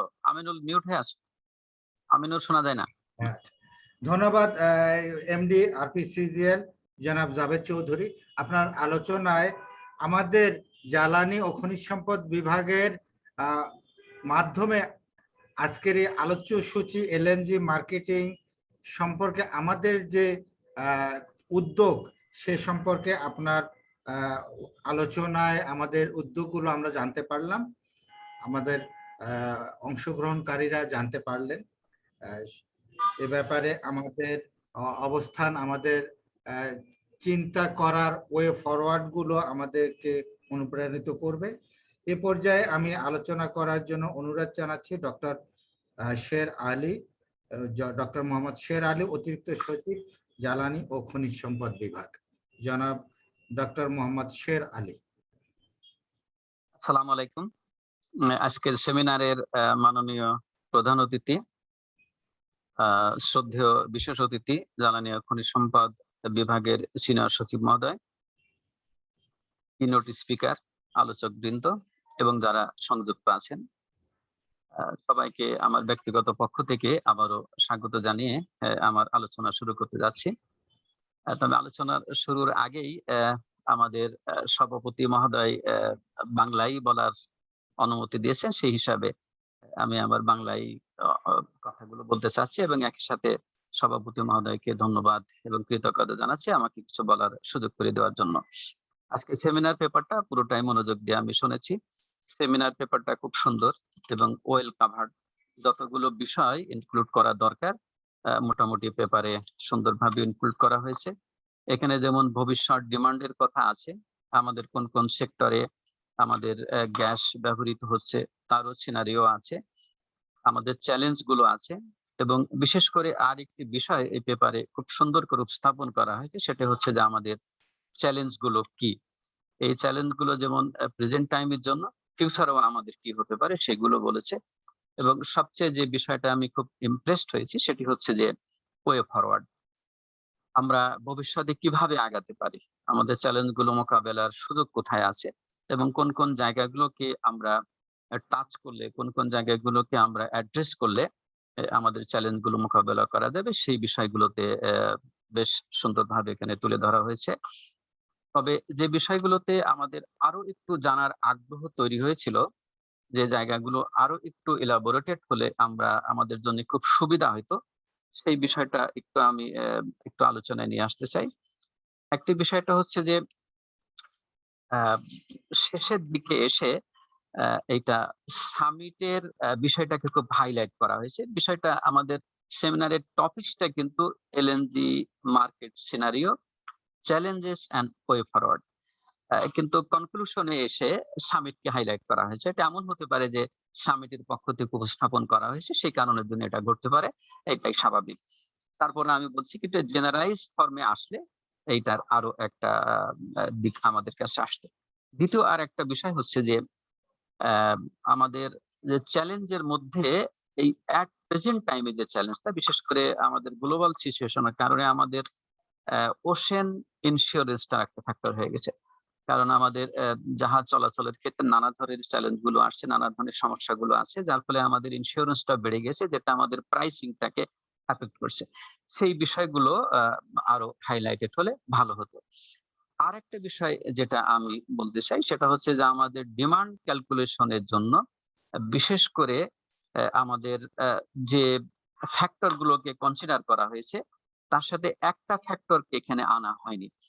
তো আমি পিছনের থেকে একটু গিয়ে বলি, যখন আমাদের গ্যাসের প্রাপ্যতা সীমিত হয়ে আসছে, আমরা ধরে নিচ্ছি যে আমাদের গ্যাসের প্রাপ্যতা এরকম পর্যায়ে আর থাকবে না, আস্তে আস্তে কমে যাবে। সেই সময় সরকার তাৎক্ষণিকভাবে সিদ্ধান্ত নিয়েছে যে আমার অল্টারনেটিভ কি। সরকারের দুইটা অল্টারনেটিভ, একটি হচ্ছে যে আমি এলএনজি আমদানি করে আমার সাপ্লাই চেনটা বহাল রাখবো, যাতে আমার গ্রাহক অর্থাৎ জনগণের কোনো প্রকার সমস্যা না হয়। কারণ এই জনবান্ধব সরকার সবসময় চেষ্টা করেছেন যে জনগণকে তার চাহিদা পূরণে সরকারের পক্ষ থেকে যতখানি সহায়তা দেওয়া দরকার সেই বিষয়গুলো চিন্তা করে সরকার প্রথমে তো গ্যাস আমদানি করার সিদ্ধান্ত নিয়েছে। দ্বিতীয় সিদ্ধান্ত নিয়েছিল আমাদের এলপিজিটা, এটা বেসরকারি পর্যায়ে ছেড়ে দেওয়া হয়েছে, এবং এটা হচ্ছে আমাদের আর একটা অল্টারনেটিভ ইস্যু। এলপিজির ইস্যুটা এখানে টোটালি অ্যাডজাস্ট করা হয় নাই, কারণ এলপিজিটা আমার টোটাল ডিমান্ডটাকে আমার কি যেন বলে, এটা প্রভাবিত করবে। এখন যে বিষয়গুলো নিয়ে আলোচনা হচ্ছে, একটা বিষয় হচ্ছে যে আমার সাবসিডি ইস্যু, যেটা আলোচনায় উঠে আসছে অলরেডি। কারণ আমরা গ্যাসে সরকারকে অনেক সাবসিডি দিতে হচ্ছে, সাবসিডির পরিমাণ এটা কম বেশি হতে পারে, নানাভাবে এটা হচ্ছে। এবং এই ক্ষেত্রে আমাদের জ্বালানি খনিজ সম্পদ বিভাগ, আমাদের বিশেষ করে পেট্রো বাংলা বড় ধরনের চ্যালেঞ্জের মুখে আছে। সাবসিডির পর্যায়টা যদি উঠে যায়, অথবা সরকার যদি একসময় মনে করে যে সাবসিডি দিয়ে এই সেক্টরকে আমরা আর নার্সিং করব না, সেই ক্ষেত্রে এত আমার দাম বেড়ে যাবে। আমি একটা ভিন্ন জায়গার একটা উদাহরণ দিয়ে বলি। যেমন ডব্লিউটিও রুলে আছে এগ্রিকালচার সেক্টরে যদি কৃষককে কোনো সাবসিডি দেওয়া যায়, সেই কৃষকের উৎপাদিত পণ্য বিদেশে রপ্তানি করা যাবে না। বিদেশে রপ্তানির ক্ষেত্রে ডব্লিউটিও একটা এমবার্গো দেবে। এই কারণের জন্য সরকার কৃষককে সুযোগ দেওয়ার জন্য সারে সাবসিডি দিচ্ছে, ফার্টিলাইজারের সাবসিডি দিচ্ছে, একই সাথে বিদ্যুতের সাবসিডি দিচ্ছে ইনডাইরেক্ট ওয়েতে। বিসিআইসি বেশি দামে সার কিনে কম দামে কৃষককে দিচ্ছে, কিন্তু কৃষককে সরাসরি কোনো সাবসিডি সরকার দিচ্ছে না। একইভাবে আবার বিদ্যুতের ক্ষেত্রে আরইবি যেসব পানি উঠানোর যে পাম্প, এই পাম্পগুলোতে যে রেটে অন্যদেরকে দিচ্ছে তার থেকে কম রেটে দিচ্ছে, এবং এটা কৃষকের কাছ থেকে সরাসরি না দিয়ে এটা আরইবি কে দিচ্ছে। আমরা গ্যাস বেশি দামে কিনে, অর্থাৎ সরকার বেশি দামে গ্যাস কিনে আমার ইন্ডাস্ট্রি গুলোতে কম দামে দিচ্ছে। যদি এমন হয়, কারণ হচ্ছে আমার ইন্ডাস্ট্রি গুলো আমার এক্সপোর্টে আসে, কখনো যদি ডব্লিউটিও এই বিষয়টা রেইজ করে যে তুমি কম দামে দিচ্ছ, তাহলে আমার এক্সপোর্টের ক্ষেত্রে সমস্যা হবে, তখন আমাকে ন্যাচারালি দাম বাড়ানোর দরকার হতে পারে। দ্বিতীয় বিষয়টা হচ্ছে যে সরকার একসময় সিদ্ধান্ত নিতে পারে তখন আমার সাবসিডিটা আর থাকবে না। তাহলে গ্যাসের যে প্রাইসটা হবে আর আমি এখন যে ডিমান্ডটা ক্যালকুলেট করছি তার সাথে ম্যাচিং হবে কিনা, এই বিষয়গুলো আমাদের অ্যানালাইসিসে আসা দরকার ছিল। এখন আমি ধরে নিচ্ছি যে আমাদের গ্যাস ডিমান্ড 2040-41 সালে এসে 6000 MMCFD এর বেশি হবে, কিন্তু যদি আমার ইম্পোর্ট প্রাইসে, আমার যদি ব্লেন্ডেড প্রাইসে যদি আমি সকল সেক্টরকে গ্যাস দেওয়ার চিন্তা ভাবনা করি, সেই ক্ষেত্রে আমার এই ডিমান্ডটা কোথায় গিয়ে ঠেকবে। দ্বিতীয় হচ্ছে যে তখন আমার এলএনজির প্রাইসটা তখন হবে আমার কম্পিটিটিভ প্রাইস। সেক্ষেত্রে দেখা যাচ্ছে যে আমার ব্লেন্ডেড প্রাইসের থেকে যদি এলএনজি এর প্রাইস কম থাকে, তাহলে আমার ইনভেস্টররাই হোক আর হাউস হোল্ড কনজিউমারই হোক, অথবা আমার ট্রান্সপোর্টেশনে যে আমি গ্যাসটা ব্যবহার করি, সেক্ষেত্রে একটা অল্টারনেটিভ ওয়েটা চলে আসবে।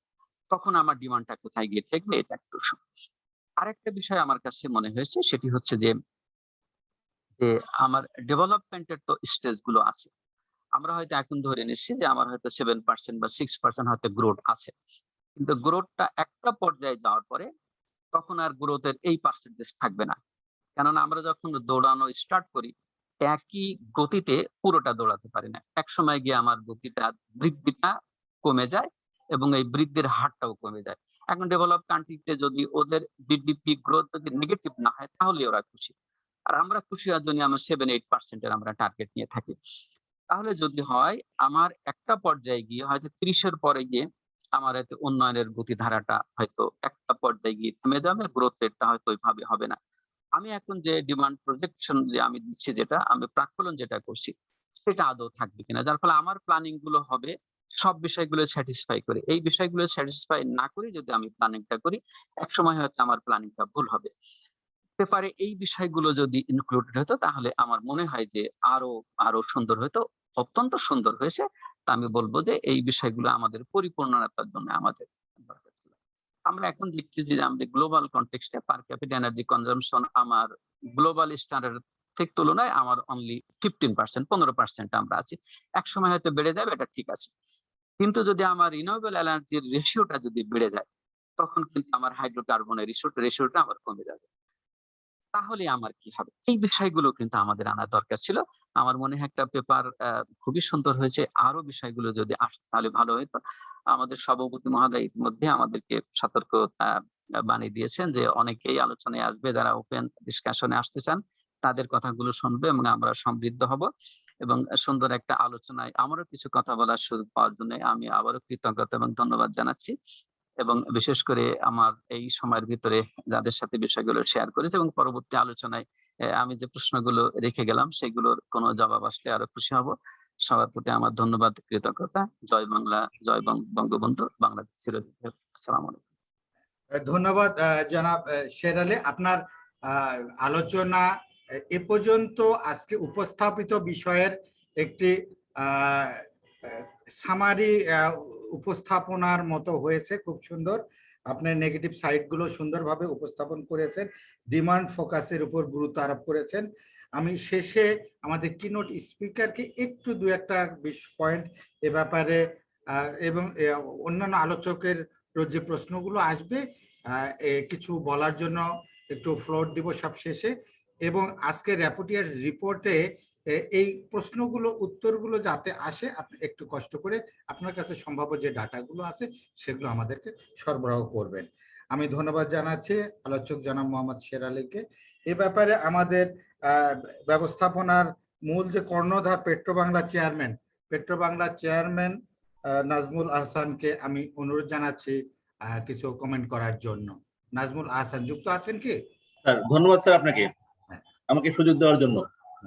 মাননীয় সভাপতি, আজকে LNG market scenario challenges and way forward এই সংক্রান্ত যে সেমিনার, সেই সেমিনারের সম্মানিত প্রধান অতিথি আমাদের মাননীয় প্রতিমন্ত্রী মহোদয় স্যার বোধহয় সংযুক্ত হতে পারেননি। আমাদের সাথে সম্মানিত সিনিয়র সচিব স্যার আমাদের সংযুক্ত আছেন আজকের অনুষ্ঠানের সম্মানিত বিশেষ অতিথি হিসেবে।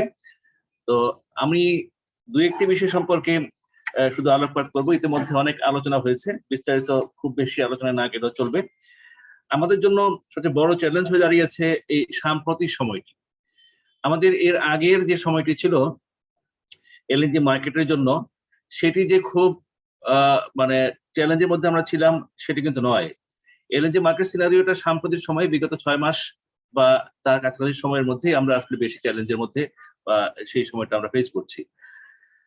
বাংলাদেশে যে এলএনজি ইম্পোর্ট সেটি মূলত শুরু হয় 18 সনের 18ই আগস্ট থেকে, বা তখন থেকেই এলএনজির যে কি বলা যায় আমাদের এলএনজি যুগে আমরা প্রবেশ করি। এবং এর মধ্যে 19 সনে আমরা আরেকটি FSRU যুক্ত হয় সামিট কর্তৃক, যেটি আমাদের স্থাপন করা হয়েছে। দুটি FSRU এর মধ্যে আমাদের টোটাল 1000 MMCFD ক্ষমতার দুটি FSRU আমাদের সেই সুযোগটা সৃষ্টি করে দিয়েছে। সমস্যাটা লিকুইড যেটি আমরা LNG আকারে নিয়ে আসছি সেটির প্রক্রিয়া করার বিষয়। লং টার্মের যে সমস্যাটি ছিল না সেটি হলো যে এরকম যে তারা এটি ফিক্সড প্রাইসে মোটামুটি সারা বছর তারা আমাদের প্রোভাইড করবে। আমাদের দুটি প্রতিষ্ঠান, একটি হলো কাতার, আরেকটি হলো ওমান। এই দুই দেশ থেকে আমরা মূলত লং টার্মের LNG আনছি এবং এটির যে রেট তাতে ব্রেন্ট প্রাইসের সাথে সম্পর্কিত, এবং তাতে করে ব্রেন্ট প্রাইস যখন ছিল মানে অন এন এভারেজ $80 বা তার চেয়ে নিচে, তখন আমাদের এভারেজ আমরা LNG আনতে পারতাম আমাদের $10 পার MMBTU এই রেটে। তাতে করে আমার মোটামুটি একটা স্ট্যান্ডার্ড জায়গায় আমরা ছিলাম। কিন্তু ব্রেন্ট প্রাইস যখন বাড়তে বাড়তে আজকে আমি একটু আগে বসে আমার অনলাইনে দেখছিলাম যে আজকের যে ব্রেন্ট প্রাইস সেটি $120 উপরে। সেই কারণে আমার যেটি ছিল $80 জন্য $10 হতো, সেটি এখন ব্রেন্ট প্রাইসের কারণে হয়ে গেছে $15 পার MMBTU হলে পরে আমার যে মানে বিদ্যমান প্রথম যে মূল্য ছিল সেটি কিন্তু প্রায় 50% বেড়ে গেছে। এটি গেল লং টার্মের ক্ষেত্রে। ইন দ্য সেম ওয়ে আমাদের দ্বিতীয় যে জায়গাটি সেটা হলো স্পট থেকে যখন আমরা প্রথম এনেছি তখন $6-7 ছিল স্পট মার্কেট। তখন এটি নিয়ে কথা হচ্ছিল যে আসলে স্পট মার্কেট থেকে আমরা কম নিচ্ছি কেন, কিন্তু সময়ের সাথে পাল্লা দিয়ে দেখা গেল যে স্পট মার্কেট আজকে যে পর্যায়ে পৌঁছেছিল এটি আসলে কল্পনার বাইরে। এটি ইতিহাসের এর আগেও নাকি এরকম স্পট মার্কেট কখনোই এত মূল্য বৃদ্ধি পায় নাই, এবং যে কারণে স্পট মার্কেটের মূল্য যেখানে $6 বা $7 পাওয়া যেত পার MMBTU, সেটি সর্বোচ্চ প্রায় $40 এর উপরে আমাদের চলে গিয়েছিল। আমরা যদিও কিনি নাই, কিন্তু $40 নিচে $39 আমরা কিনেছি। এই যে বিষয়টি কোথায় ছিল $6 সেটি বেড়ে গিয়ে প্রায় 7 গুণ হয়ে গেল। তো এই যে সময়টা, এই সময় অল্প সময়ের মধ্যেই প্রায় 7 টাইমস বেড়ে গেল। এটি হলো আমাদের জন্য অন্যতম চ্যালেঞ্জ। এই জায়গাগুলোকে আমাদের অ্যাড্রেস করতে হলে বেসিক্যালি আমার কাছে মনে হয়েছে যে এই চ্যালেঞ্জগুলো বাংলাদেশের জন্য যদি চ্যালেঞ্জের আসপেক্ট বলি, তাহলে সেই ক্ষেত্রে আমাদেরকে দুটি ওয়ে, একটি হলো আমাদের দেশীয় প্রোডাকশন বাড়াতে হবে, যেটি বঙ্গবন্ধু আমাদের 5টি গ্যাস ক্ষেত্র ক্রয়ের মাধ্যমে আমাদেরকে দেশীয় প্রোডাকশন বা দেশীয় গ্যাসের যে উৎস সেটির মূলত নিশ্চয়তা দিয়েছিলেন। সেখান থেকে আমরা এখনো বিপুল পরিমাণ গ্যাস পাচ্ছি। তো ফলে এটি একটি বিষয়, এগুলাতে আমাদের যেগুলা ওয়ার্ক ওভারের পর্যায়ে আছে সেগুলো ওয়ার্ক ওভার হাতে নেওয়া, অথবা ডেভেলপমেন্ট গ্রুপের মাধ্যমে হোক বা এক্সপ্লোরেশন গ্রুপের মাধ্যমে হোক আমরা দেশীয় প্রোডাকশন যদি বাড়াতে পারি তাহলে সেই চ্যালেঞ্জটা মিট করা সম্ভব। প্রয়োজন অনুযায়ী আমরা যখন LNG-র মূল্য বাইরে হ্রাস পাবে তখন আমরা আবার LNG ইম্পোর্ট করবো, দেশীয় গ্যাসটাকে আমরা প্রিজার্ভ করে রাখবো। মানে এটা সুইচ ওভারের মতো আর কি একটা। তাহলে সেই ধরনের কিছু একটা যদি ওয়ে আউট পাই আমরা, তাহলে আমাদের জন্য অনেক সুবিধাজনক হবে। তাহলে আমরা বেশি মূল্যের LNG-টা আনবো না, আমরা স্বল্প মূল্যের আমরা আনবো, এনে আমরা আমাদের সাময়িক সাপোর্টটা দেবো। আবার দেশীয় প্রোডাকশন থাকবে আমাদের হাতে, সেটি আমরা সময় সময় প্রয়োজন অনুযায়ী বাড়িয়ে দিতে পারবো। আরেকটি বিষয় আছে, সেটি হলো যে FSRU গুলোতে আমাদের ক্যাপাসিটি খুব কম, স্টোরেজ ক্যাপাসিটি নাই। ফলে আমি স্বল্প মূল্যের LNG এনে যে আমি রেখে দিব সেই ব্যবস্থাটি নাই। লং টার্ম বা যেটা আমরা বলবি স্থলভিত্তিক যেটি ল্যান্ড বেসড টার্মিনাল যেগুলো, সেগুলোতে সুবিধা হলো তার 3টি পার্ট। প্রথম পার্টটি হলো একটি জেটি, সেকেন্ড পার্ট হলো একটি স্টোরেজ ট্যাঙ্ক, আর থার্ড পার্ট হলো রিগ্যাসিফিকেশন ইউনিট। কিন্তু FSRU রিগ্যাসিফিকেশন ইউনিটের যে বিষয় সেটাও ঠিক আছে, কিন্তু স্টোরেজ ক্যাপাসিটি এতই কম যে 4 থেকে 5 দিনের মধ্যে আমাদের একটি জাহাজ শেষ হয়ে যায়। কিন্তু যদি আমরা আমাদের এখানে ল্যান্ড বেস করতে পারি তাহলে সেখানে কিন্তু একটা বড় রকমের জায়গা সৃষ্টি হবে যেখানে আমরা স্টোরেজ করে রাখতে পারবো।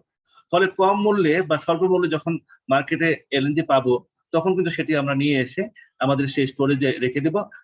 কিন্তু বেশি দাম যখন হবে তখন আমরা সেই স্টোরেজ থেকেই ব্যবহার করতে পারবো রিগ্যাসিফাই করে, আর অন্যথায় এটি আমাদের স্টোরেজে থাকবে কম মূল্যে থাকা অবস্থায়। এই উপায়েও কিন্তু আমরা আসলে কিছু ওয়ে আউট বের করতে পারি। মোটামুটি এই কয়েকটা বিষয় বলার জন্যই আমি একটু সুযোগ নিলাম। আমাকে সুযোগ দেওয়ার জন্য আমি হাইড্রোকার্বন ইউনিটের সম্মানিত ডিজি মহোদয়, আজকে অনুষ্ঠানের সম্মানিত সভাপতি মহোদয়কে অনেক অনেক ধন্যবাদ জানাচ্ছি।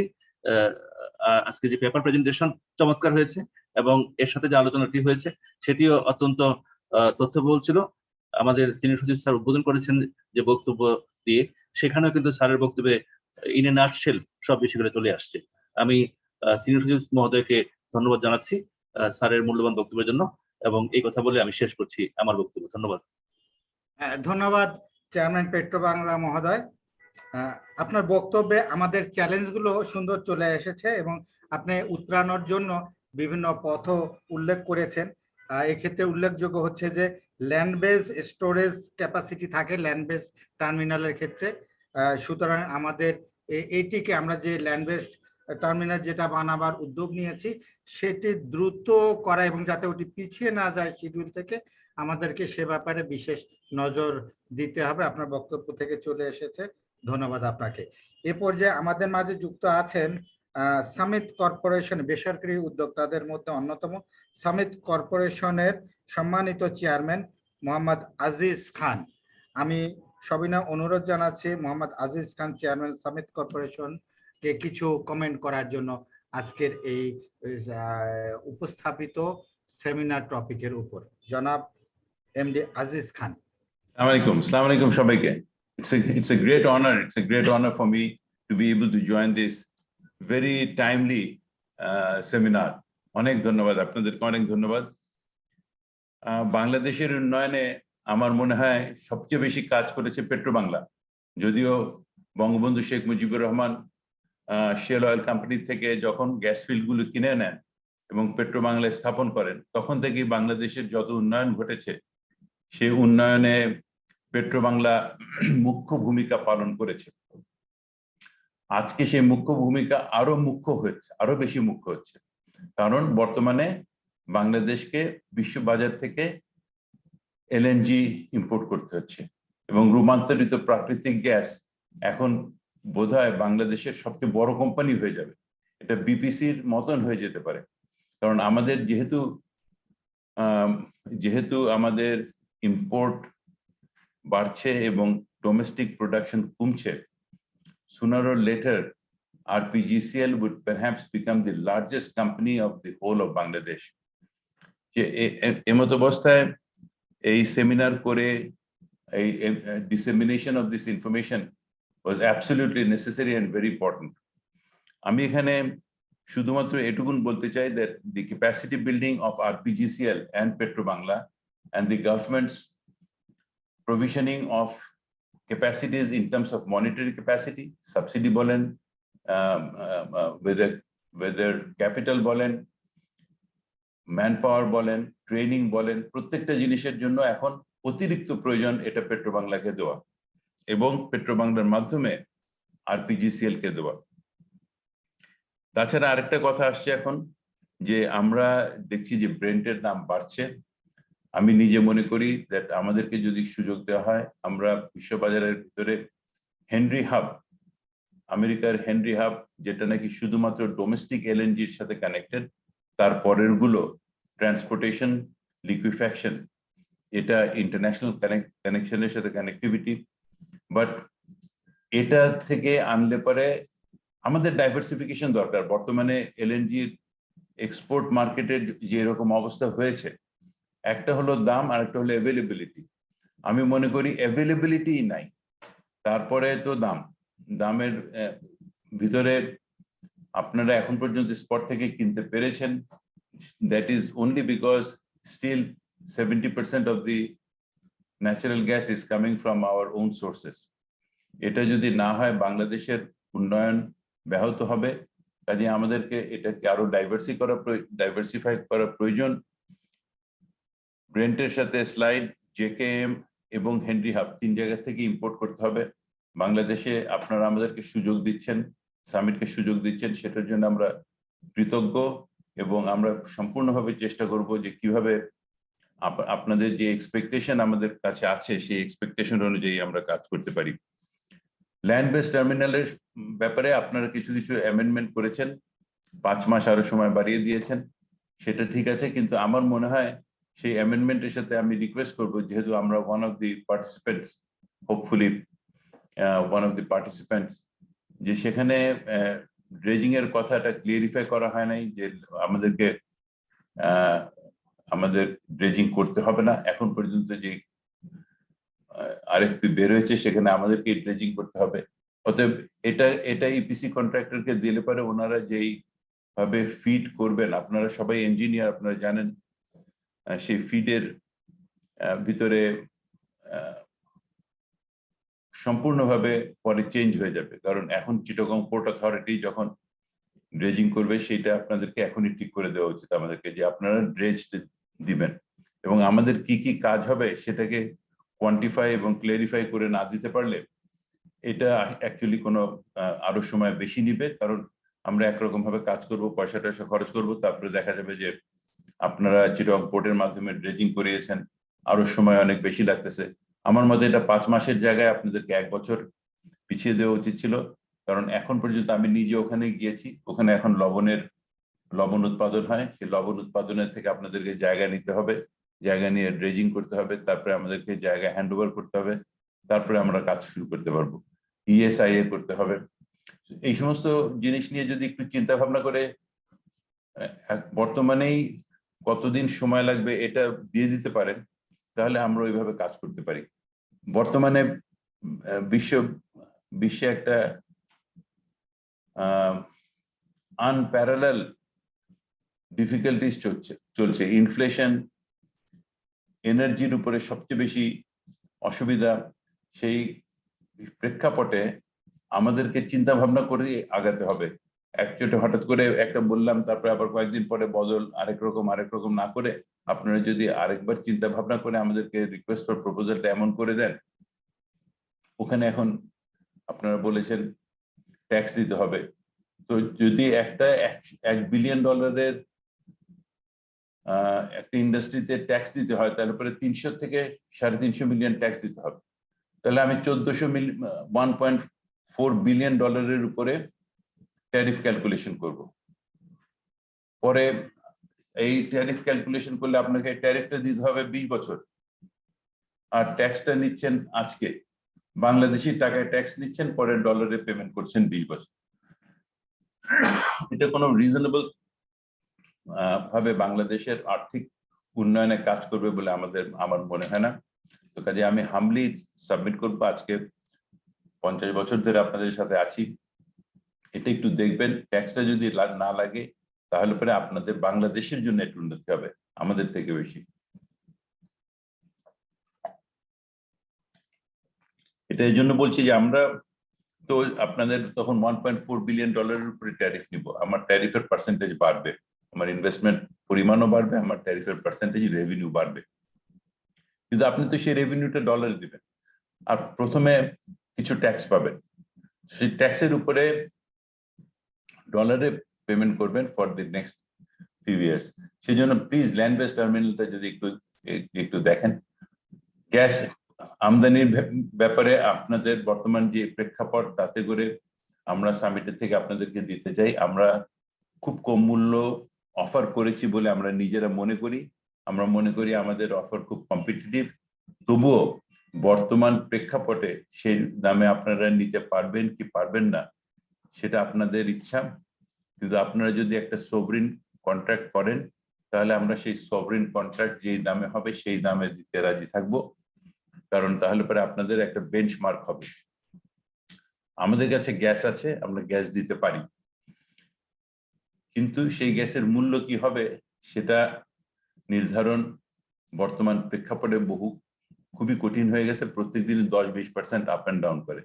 যখন একটা কমোডিটির দাম 10-15%, 20% আপ অ্যান্ড ডাউন করে, সেখানে তো একটা সুন্দর দাম দেওয়া কারো পক্ষে সম্ভব না। এই কয়টা কথা বলে এবং আপনাদেরকে অনেক ধন্যবাদ দিয়ে আমাদেরকে সহায়তা করার জন্য, আমাদেরকে সুযোগ দেওয়ার জন্য, বাংলাদেশের উন্নয়নে পেট্রো বাংলা আর পিজিসিএল যেই ভূমিকা রেখেছে, আগামীতে সেই ভূমিকা আরো বড় হবে, এবং সেই বড় ভূমিকার ভিতরে আমাদেরকে যদি যোগ দিতে দেন আপনাদের সাথে, আমরা চিরকৃতজ্ঞ থাকব। ধন্যবাদ। ধন্যবাদ এমডি আজিজ খান, আপনার সুন্দর উপস্থাপনার জন্য, সুন্দর কমেন্ট করার জন্য। আপনার বক্তব্যে আপনি ট্যাক্সের বিষয়গুলো গুরুত্বের সাথে বিবেচনা করার জন্য অনুরোধ জানিয়েছেন, প্রাইস স্ট্যাবিলিটির বিষয়ে গুরুত্ব দিয়েছেন, আমাদের র্যাপিডিয়াস রিপোর্টে বিষয়গুলো থাকবে, এগুলো আমরা অনুসরণ করার চেষ্টা করব। সরকারের অন্যান্য ঊর্ধ্বতন লেভেলে এগুলোকে ভেন্টিলেট করার চেষ্টা করব আমরা আজকের এই সেমিনারের আউটকাম হিসাবে। আমরা এ পর্যায়ে আমাদের গ্রাহকের ভিতরে এলএনজি অর্থাৎ গ্যাসের সবথেকে বড় গ্রাহক হচ্ছে বিদ্যুৎ বিভাগ, বিদ্যুতের বিভিন্ন কোম্পানিগুলো। আমাদের বিদ্যুৎ বিভাগের পাওয়ার সেলের ডিজি মহোদয় যুক্ত আছেন। আমি কিছু কমেন্ট করার জন্য ডিজি পাওয়ার সেল জনাব মোহাম্মদ হোসেনকে বিনীত অনুরোধ জানাচ্ছি। ডিজি পাওয়ার সেল যুক্ত আছেন কি? ধন্যবাদ, আসসালামু আলাইকুম। জি ডিসি মহোদয়, আপনার অনুরোধ পেয়ে আমি একটু আগেই যুক্ত হয়েছি। আমার সৌভাগ্য, আমি সামিট গ্রুপের চেয়ারম্যান আজিজ খান সাহেবের বক্তব্য অনেকাংশ শুনেছি। তো আমি মনে হয় সেই জায়গা থেকে আমি হয়তো দুটি কথা বলতে পারি। যে প্রথম কথা, আপনি ঠিকই ধরেছেন, আমরা আসলে এর গ্রাহক হিসাবে আমাদের বড় ভুল, বাউন্ডারিটা সেখানে লিমিটেড। আমরা যদি নির্বিচ্ছিন্ন গ্যাস পাই আমাদের বিদ্যুৎ প্রয়োজন, এতে আমরা সন্তুষ্ট। এবং আমাদের চ্যালেঞ্জটা ওই জায়গায় যে আমরা যদি আমাদেরকে গ্যাস দিতে পারেন, আমাদের আর কোনো চ্যালেঞ্জ নাই। অপটিকার এন্ডে আসলে মেইন চ্যালেঞ্জ তো হলো জ্বালানি এবং পরিষেবা যে তাদের এই গ্যাসের ইনফ্রাস্ট্রাকচার এবং সেই গ্যাসের নির্বিচ্ছিন্ন আমদানির, এবং এখন বর্তমান বিশ্বে যে একটু আগে আজিজ ভাই বলছিল যে এই যে মার্কেটের যে ভোলাটিলিটি, সেগুলোকে আসলে ফেস করতে হয় জ্বালানি এবং খনিজ সম্পদ বিভাগকে। তো আমি যেহেতু এই এলএনজির সাথে আসলে অনেকদিন ধরে যুক্ত, এবং আমার স্মরণ পড়ে আমরা প্রথম যখন এলএনজি নিয়ে চিন্তা ভাবনা, আমরা উপদেষ্টা মহোদয়ের নেতৃত্বে যখন আমেরিকায় গেলাম, তখন পেট্রোবাংলার চেয়ারম্যান সেলিম হোসেন মনসুর সাহেব, ও তখন এসেই কিন্তু এই প্রথম কিন্তু ল্যান্ড বেসটা নিয়ে আমাদের প্রথম আলাপ আলোচনা শুরু হয়। এবং আপনারা জানেন যে সেই আঙ্গিকে পাওয়ার সেল থেকে একটা ল্যান্ড বেজ এলএনজি শুধু বিদ্যুৎ কেন্দ্রে গ্যাস সরবরাহের জন্য একটা ইনিশিয়েটিভ নেওয়া হয়। যাই হোক, সেটা পরবর্তীতে সার্বিক চিন্তা ভাবনায় গিয়ে আর সেটা জ্বালানিকে দায়িত্ব দেওয়া হয়। আমরা কন্টিজেন্সি হিসাবে এফএসআর এর মাধ্যমে আনছি সামিট ইজ এ মানে স্ট্রং, বা বলতে পারি যে একবারে অবিচ্ছেদ্য এবং একটা পার্টনার সামিট আনছে। এটা আমাদের সেই কন্টিজেন্সি হিসাবে নিতে হবে। তবে আমি মনে করি যে ল্যান্ড বেসটা যত দ্রুত আনা যায় সেটা আমাদের জন্য রাউন্ড দ্য ইয়ার এবং একটা ইনফ্রাস্ট্রাকচার তৈরি হবে। পাশাপাশি যেটা যে আসলে যে আমরা যে আমদানি করতে গিয়ে তখনও কিন্তু আমরা হেনরি হাব নিয়ে কিন্তু অনেক চিন্তা, কারণ আপনারা জানেন যে আমেরিকাতে তাদের সেই গ্যাস, তারা কিন্তু এটাকে আমাদের এখানে আমদানি করার জন্য তাদেরও আছে। শিপমেন্ট যদিও ডিস্টেন্স হবে, কিন্তু আমার মনে হয় প্রাইস কম্পিটিটিভ এর জন্য আমরা সেটাকেও এক্সারসাইজ করতে পারি, এনার্জি বিভাগ সেটা দেখতে পারে। সার্বিকভাবে যেটা আপনি জানেন যে আমাদের এখন 11,500 হলো গ্যাস, শুধু বর্তমানে যে অপারেশনে আছে 11,500 মেগাওয়াটের গ্যাস বিদ্যুৎ কেন্দ্র।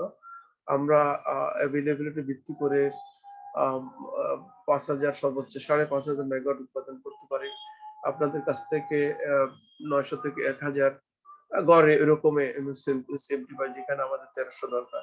সো এটাকে আমাদের গ্রাহক হিসাবে আমাদের ওটাই চাওয়া যে এই আজিজ খান ভাই যেগুলো বললেন, Summit is not only the stakeholder, আপনারা সার্বিকভাবেই আরো যারা আছে নিয়ে এটাকে যত দ্রুত, বিশেষ করে ল্যান্ড বেসটাকে নিয়ে যত দ্রুত আগানো যায়। এখন একটা যেটা আমাদের মাথার বাড়ির সাইডে কিন্তু একটা ল্যান্ড বেজের একটা ছিল, সাইট ছিল, আমি জানি না সেটা এখন কোন অবস্থান আছে এই মুহূর্তে আমার মনে নাই।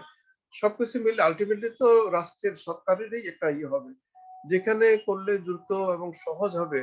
যেটা আজিজ ভাই বলতেছিল যে এখনো লবণ ক্ষেত, সেটাকে ডেভেলপ করা, সেগুলোকে বিকল্প যদি সহজতর কোনো কিছু থাকে, এগুলো নিয়ে দরকার হলে আমরা যেহেতু আমরা হলাম সবচেয়ে বড় গ্রাহক, তো দ্রুত আসলে যদি আমাদের ক্ষেত্রে কোনো ধরনের কোনো সহযোগিতা লাগে, আমি মনে হয় সেটাও করা উচিত, এবং সেইভাবে আমাদেরকে যৌথভাবেই আগানো দরকার। আলটিমেটলি তো একই মন্ত্রণালয়, দুটি বিভাগ, সুতরাং বিদ্যুতের যখন শর্ট পড়ে, এটা জ্বালানি যেরকম ওখানে আলোচনা এসে যায়, আবার জ্বালানির শর্ট পড়লে বিদ্যুতের সেখানে চ্যালেঞ্জ ফেস করতে হয়।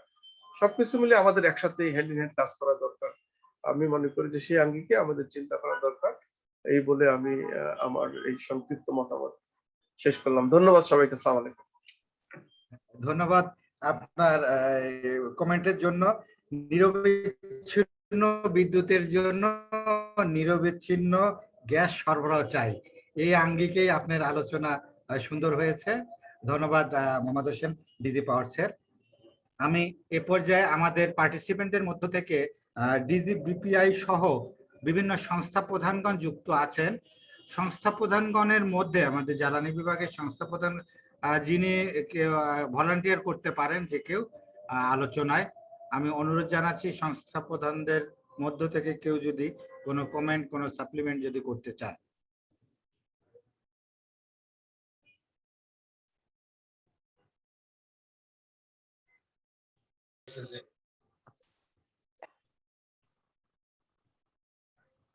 আচ্ছা, সম্মানিত সভাপতির একটু দৃষ্টি আকর্ষণ করছে, আমি শের আলী।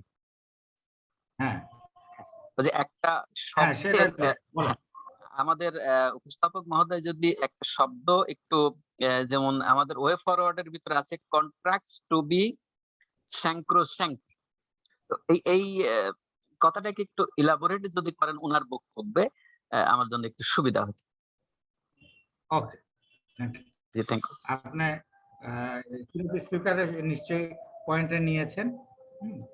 আচ্ছা, আমরা এবার আমাদের উপস্থিত সংস্থা, আচ্ছা, গ্যাস কোম্পানির পক্ষ থেকে তিতাসের এমডি মহোদয় কিছু বলবেন কি, যেহেতু আপনার বড় গ্রাহকের অন্যতম? আসসালামু আলাইকুম স্যার। আজকের যে সেমিনার যে টপিক স্যার, সময় উপযোগী LNG market scenario, challenges and way forward. যেখানে স্যার দেশের লোকাল গ্যাসের প্রোডাকশন কমছে, সেখানে এলএনজি ইম্পোর্টটা বিরাট একটা বিষয়। এবং আপনি ঠিকই বলেছেন স্যার, আমরা একটা বৃহৎ একটা অংশ ডিস্ট্রিবিউশন করে থাকি আমাদের, তারপরেও আমাদের অনেক শর্ট থাকে, গ্রাহকের চাহিদা অনেক বেশি। এমন একটা জায়গা স্যার, গভর্নমেন্টের যে এইটা খুবই সুচিন্তিত একটা বিষয়, এলএনজি ইম্পোর্ট করাটা কত যে উপকার হচ্ছে স্যার, এখন আমরা বুঝতে পারতেছি যে দেশে যদি শিল্পায়ন করতে হয়, উন্নয়ন করতে হয়, গ্যাসের কোনো বিকল্প নেই। এবং এই অবস্থায় আমার এর যেটা চাহিদা, আমার যেটা চাওয়া আমার গ্রাহকগণের জন্য, যে আমি যে সুষ্ঠুভাবে নিরবিচ্ছিন্নভাবে গ্যাস পাই এবং আমার গ্রাহকদেরকে সন্তুষ্ট রাখতে পারি, এই দেশ উন্নয়ন হবে খুব দ্রুত এবং শিল্পায়নটা আরো খুব দ্রুত ত্বরান্বিত হবে। এবং স্যার এই যে কিনোট স্পিকার যিনি স্যার এটা আজকে করেছেন, ওনাকে আমি ধন্যবাদ দিচ্ছি সুন্দর একটা প্রেজেন্টেশনের জন্য। এবং যারা আলোচনা করেছেন স্যার, খুবই ভালো আলোচনা করেছেন, অনেক তথ্যভিত্তিক, খুব ভালো স্যার। এবং স্যার আপনারা যে টপিকটা চয়েস করেছেন স্যার, আমি এই জন্য আপনাদের ধন্যবাদ দিচ্ছি স্যার, যেহেতু এটা একটা সময় উপযোগী এবং স্যার খুবই ভালো একটা মানে এই আমাদের দেশের জন্য এই মুহূর্তে এটা স্যার খুবই একটা ইম্পর্টেন্ট একটা ইস্যু। আমি আশা করব যাতে এই এলএনজি ইম্পোর্ট, যেহেতু স্যার দেশীয় গ্যাস কমতেছে, ইম্পোর্টে যাতে আরো বৃদ্ধি পায়, যত তাড়াতাড়ি এটা বৃদ্ধি করা সম্ভব এবং সুষ্ঠুভাবে নিরবিচ্ছিন্নভাবে যে আমি গ্যাস দিতে পারি, এটাই স্যার আমার ইচ্ছা এবং আমার আশা। এবার আমি শেষ করি স্যার। আসসালামু আলাইকুম। ধন্যবাদ এমডি তিতাস আপনার সুন্দর কমেন্টের জন্য। আসলে আমাদের আপনি যেভাবে বললেন সেভাবে আমাদের অগ্রসর হতে হবে। আমাদের জালালাবাদ গ্যাস কোম্পানি লিমিটেডের এমডি মহোদয় সবার আগে যুক্ত হয়েছিলেন, একটু কিছু কমেন্ট করেন, আপনি যেহেতু সবচেয়ে বেশি শুনেছেন। সালাম স্যার, আমাকে সুযোগ দেওয়ার জন্য এবং আজকের এখানে যারা উপস্থিত আছেন আলোচক বৃন্দ, আমার স্যাররা আছেন, আমি স্যার টোটাল বক্তব্য ওটাই স্যার শুনেছি sir. LNG market scenario, challenge and way forward sir, এটা আমাদের জন্য এখন তিতাসের এমডি মহোদয় যে কথাগুলো বললেন স্যার, সেগুলো অত্যন্ত সময় উপযোগী। আমি স্যার একটা কথা বলবো যে আমাদের পদ্মা সেতু স্যার আগামী 25 তারিখ উদ্বোধন হতে যাচ্ছে এবং আমরা জানি স্যার যে পদ্মা সেতু হওয়ার ফলে স্যার দক্ষিণবঙ্গের শিল্প কারখানা বলি বা যা কিছু করি না কেন, সেটার একটা বড় সুযোগ সৃষ্টি হবে। সুতরাং সুযোগ যদি স্যার সৃষ্টি হয়, তাহলে সেক্ষেত্রে তো স্যার এনার্জির অবশ্যই প্রয়োজন আছে, গ্যাসের অবশ্যই প্রয়োজন আছে। সুতরাং সেই ডিমান্ডটাকে আমাদের মিট আপ করার জন্য আমাদেরকে স্যার এগিয়ে যেতে হবে এবং শিল্পায়নের ক্ষেত্রে গ্যাসের তো স্যার কোনো বিকল্প নেই, গ্যাস মিনস এনার্জির কোনো বিকল্প নেই। আমি স্যার আমাদের আলোচকের একটা জায়গাতে স্যার আমি একটু জানার জন্য, যে উনি যেটা বললেন যে আমরা কাতার, ওমান বাদ দিয়ে ভারত কিংবা চায়না থেকে আমরা এলএনজি আনতে পারি, এই বিষয়টা স্যার আমার কাছে স্পষ্ট হয়নি যে তাদের কাছে আমি কিভাবে পেতে পারি। এই যে এটাই হচ্ছে স্যার আমার বক্তব্য। আর আমাকে সুযোগ দেওয়ার জন্য স্যার ধন্যবাদ স্যার। আসসালামু আলাইকুম। ধন্যবাদ এমডি মহোদয়। আমাদের পদ্মা ব্রিজ উদ্বোধন হতে যাচ্ছে, খুবই আমাদের স্বপ্নের বাস্তবায়ন হতে যাচ্ছে।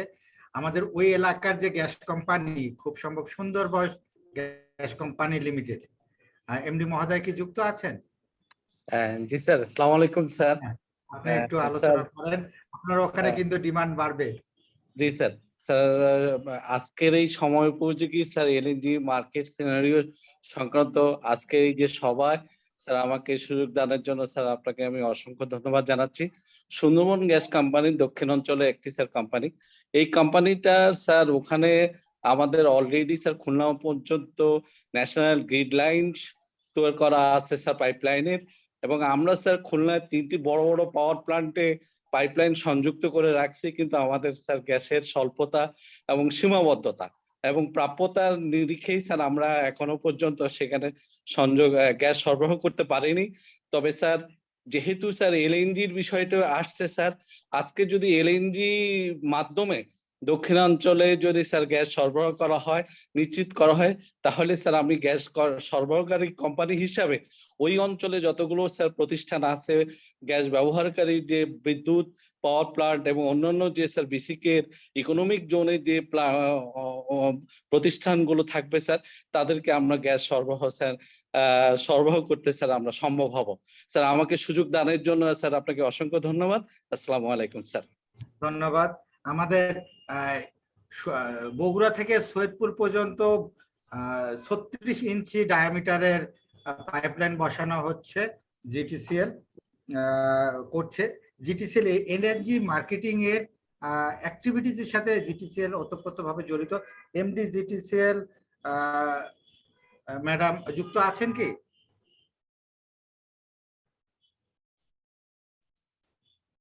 আসসালামু আলাইকুম স্যার। হ্যাঁ, কিছু কমেন্ট করার জন্য অনুরোধ স্যার জানাচ্ছি। স্যার আমি সংযুক্ত আছি স্যার। স্যার আজকের এই সেমিনারে অংশগ্রহণকারী সকল সম্মানিত সদস্যকে আমার সালাম জানাচ্ছি। বিশেষত সিনিয়র সচিব স্যার অনেক যেভাবে উপস্থাপন করলেন এবং এখানে যারা অংশগ্রহণ করেছেন অত্যন্ত গুরুত্বপূর্ণ তথ্য আমরা পেয়েছি, এবং এই সেমিনারে একজন পার্টিসিপেন্ট হিসেবে আমাকে সিলেক্ট করার জন্য আমি কৃতজ্ঞতা জানাচ্ছি, নিজেকে ধন্য মনে করছি। স্যার আপনি যেটা বলছিলেন স্যার, আমরা বগুড়া থেকে রংপুর হয়ে সৈয়দপুর পর্যন্ত 150 কিলোমিটার 30 ইঞ্চি গ্যাস পাইপলাইন বর্তমানে বাস্তবায়নাধীন আছে। জিটিসিএল আপনি জানেন স্যার, জিটিসিএল সমগ্র বাংলাদেশে ট্রান্সমিশন লাইন অপারেট করে থাকে হাই প্রেসারে, এবং এই জিটিসিএল এর গ্রিডের মাধ্যমে সঞ্চালিত গ্যাস স্যার একটা ইন্ডিজিনিয়াস গ্যাস আমরা সঞ্চালন করে থাকি আইওসি সহ, প্লাস হলো এলএনজির 100% আমরা জিটিসিএল গ্রিডের মাধ্যমে সারা বাংলাদেশে সরবরাহ হয়, এবং 6টা ডিস্ট্রিবিউশন কোম্পানির মাধ্যমে আমরা স্যার গ্রাহক প্রান্তে গ্যাসটা পেয়ে যাই। কাজী স্যার বগুড়া রংপুর সৈয়দপুর যে আমরা পাইপলাইন করছি, এটা পশ্চিমাঞ্চল ডিস্ট্রিবিউশন করবে, পশ্চিমাঞ্চল তাদের নেটওয়ার্কের মাধ্যমে আর কি স্যার। ওনাদের ডিপিপি অলরেডি আমি জানি অনুমোদন হয়ে গেছে এবং ওনারা ইমপ্লিমেন্টেশন পর্যায়ে আছে।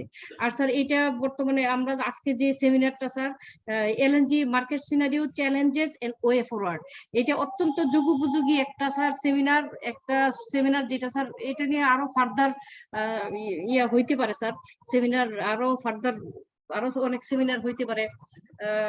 কারণ স্যার এখানে দুইটা অংশ আমরা স্যার যেমন বর্তমানে মহেশখালী দিয়ে 2টা এমএলএনজি এবং এসএলএনজি এই দুইটা প্রতিষ্ঠানের মাধ্যমে স্যার আমরা 1000 MMCFD আরএলএনজির বিপরীতে হয়তো 850 পাচ্ছি, যেটা হলো একটার ক্যাপাসিটি বাড়লে আমরা আরো 120 অ্যাড হবে, আর যদি থার্ড এফএসআরই করা হয় তাহলে সেখানে আরো 500 এলএনজি অ্যাড হবে।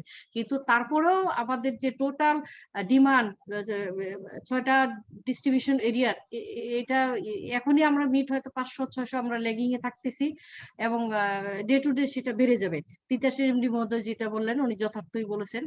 কাজী স্যার এলএনজির আমরা ইন্ডিজিনিয়াস চেষ্টা করছি স্যার, বাপেক্স এবং প্রোডাকশন সিলেট গ্যাস ফিল্ড এবং বাংলাদেশ গ্যাস ফিল্ড লিমিটেড ওনারাও অনেক কার্যক্রম হাতে নিয়েছেন, কিন্তু প্যারালালি স্যার আমাদের যে হারে স্যার চাহিদা বেড়ে যাচ্ছে, কাজে এলএনজির বিকল্প নাই। আমরা স্যার মহেশখালী দিয়ে নিয়ে আসছি, কিন্তু আবার স্যার পায়রা দিয়েও আমরা জানি যে এটা সরকারের পরিকল্পনা আছে, এবং এলএনজি যে দিক দিয়েই আসুক গ্রিড হিসেবে জিটিসিএল এর ট্রান্সমিশন গ্রিড ইউজ করতে হবে, এবং এই জন্য জিটিসিএল অলওয়েজ জিটিসিএল এই চ্যালেঞ্জ গ্রহণ করার জন্য প্রস্তুত স্যার। কাজেই স্যার সবাইকে অনেক ধন্যবাদ জানিয়ে স্যার আমি এখানেই বলছি যে জিটিসিএল যেভাবে সরকার নির্ধারণ করবে যে এলএনজি আনা, জিটিসিএল এর কাজই হলো সোর্স পয়েন্ট থেকে গ্যাস ট্রান্সমিশন গ্রিডের মাধ্যমে ডিস্ট্রিবিউশন কোম্পানিকে পৌঁছে দেওয়া। কাজেই স্যার ওই চ্যালেঞ্জ নেওয়ার জন্য আমরা অলওয়েজ তৎপর এবং আমরা সকল দিকে মানে ইনফরমেশন আমরা রাখি এবং আমরা চেষ্টা করি যাতে এই সময়ের সাথে তাল মিলিয়ে দেশের বৃহত্তর স্বার্থে আমরা ছয়টা ডিস্ট্রিবিউশন কোম্পানির মাধ্যমে গ্রাহক প্রান্তে প্রাকৃতিক গ্যাস আমরা পৌঁছায় দিতে পারি। Thank you sir. আচ্ছা, এবার এ পর্যায়ে Bakhrabad gas field gas distribution company, Bakhrabad gas distribution কোম্পানির এমডি মহোদয় যুক্ত আছেন কি? জি স্যার, আছি স্যার। একটু কমেন্ট করেন স্যার। ধন্যবাদ স্যার আমাকে সুযোগ দেওয়ার জন্য স্যার। স্যার আজকে আমি শুরু থেকেই স্যার সংযুক্ত ছিলাম, আমি সব আলোচনাগুলোই শুনেছি স্যার। আমি স্যার আমাদের কোম্পানির এবং সার্বিক পরিস্থিতি নিয়ে 2-4টা পয়েন্টে আমি একটু কথা বলবো স্যার। সেটা হচ্ছে স্যার, যেমন আমি আমাদের বাখরাবাদের কথাই বলি স্যার। বাখরাবাদে এখন আমাদের ডেইলি ডিমান্ড স্যার 565 MMCF, কিন্তু সেই জায়গায় আমরা স্যার এখন গ্যাস আমরা পাচ্ছি স্যার 270-80। এখন কাস্টমারের ডিমান্ড আছে কিন্তু আমরা স্যার গ্যাস দিতে পারছি না। আমাদের স্যার আপনি জানেন আমাদের লোকাল প্রোডাকশন এখন স্যার যে সব মিলিয়ে স্যার 2300 প্লাস মাইনাস 2300, আর এলএনজি আমাদের প্রায় 800 প্লাস মাইনাস 800 আমাদের এখানে আমরা এখন সরকার আনছেন, এবং 3100 টোটাল আমাদের এখানে সাপ্লাই, কিন্তু ডিমান্ড কিন্তু এখন আমাদের স্যার নিয়ার অ্যাবাউট 4000 আপনি জানেন স্যার। এখন আজকের যে সেমিনারের মূল বিষয়টা challenges, LNG market scenario challenge and way forward. আমি মনে করি স্যার ওয়ে ফরওয়ার্ডই হচ্ছে স্যার আজকে উপরে জোর দেওয়া উচিত এই বিষয়টার উপরে। আমরা কিভাবে ভবিষ্যতে চ্যালেঞ্জকে স্যার মোকাবেলা করবো। এলএনজির মার্কেট যেভাবে স্যার দাম যেভাবে বাড়ছে স্যার, দিন দিন সরকার আমাদেরকে ভর্তুকি দিচ্ছে, কিন্তু আমরা কতদিন এইভাবে এই যে ভর্তুকি দিয়ে যাবে, এবং ভবিষ্যতে ডিমান্ড যে আরো বাড়ছে স্যার, আমাদের লোকাল প্রোডাকশন স্যার কমছে, এলএনজি আমদানির পরিমাণ বেড়ে যাচ্ছে, এতে করে হচ্ছে কি স্যার ব্লেন্ডেড প্রাইসটা বেড়ে যাবে স্যার। ব্লেন্ডেড প্রাইস বেড়ে গেলে আমাদের কাস্টমার এই দামে এলএনজি, বিভিন্ন শিল্প বাণিজ্যিক প্রতিষ্ঠান এই দামে এলএনজি কিনবে কিনা সেটাও একটা বিষয় স্যার। আমরা এখন যেভাবে স্যার এবার যে যেমন সারের কথাই বলি, আগে ছিল স্যার 4 টাকা 45 পয়সা, এবার যে সারের যে নতুন মূল্য নির্ধারণ হলো 1 লাফে হয়ে গেল স্যার 16 টাকা। তাহলে দেখা যাচ্ছে কি স্যার এখন এখানেও তো স্যার একটা বিশাল একটা মূল্য বৃদ্ধির ফলে হচ্ছে কি আমাদের ডিস্ট্রিবিউশন কোম্পানি সার বা অন্যান্য যারা আমাদের কাস্টমার রয়েছে এরা দেখা যাচ্ছে যে সবসময় 2-1 মাস 3 মাসের বকেয়া রাখি।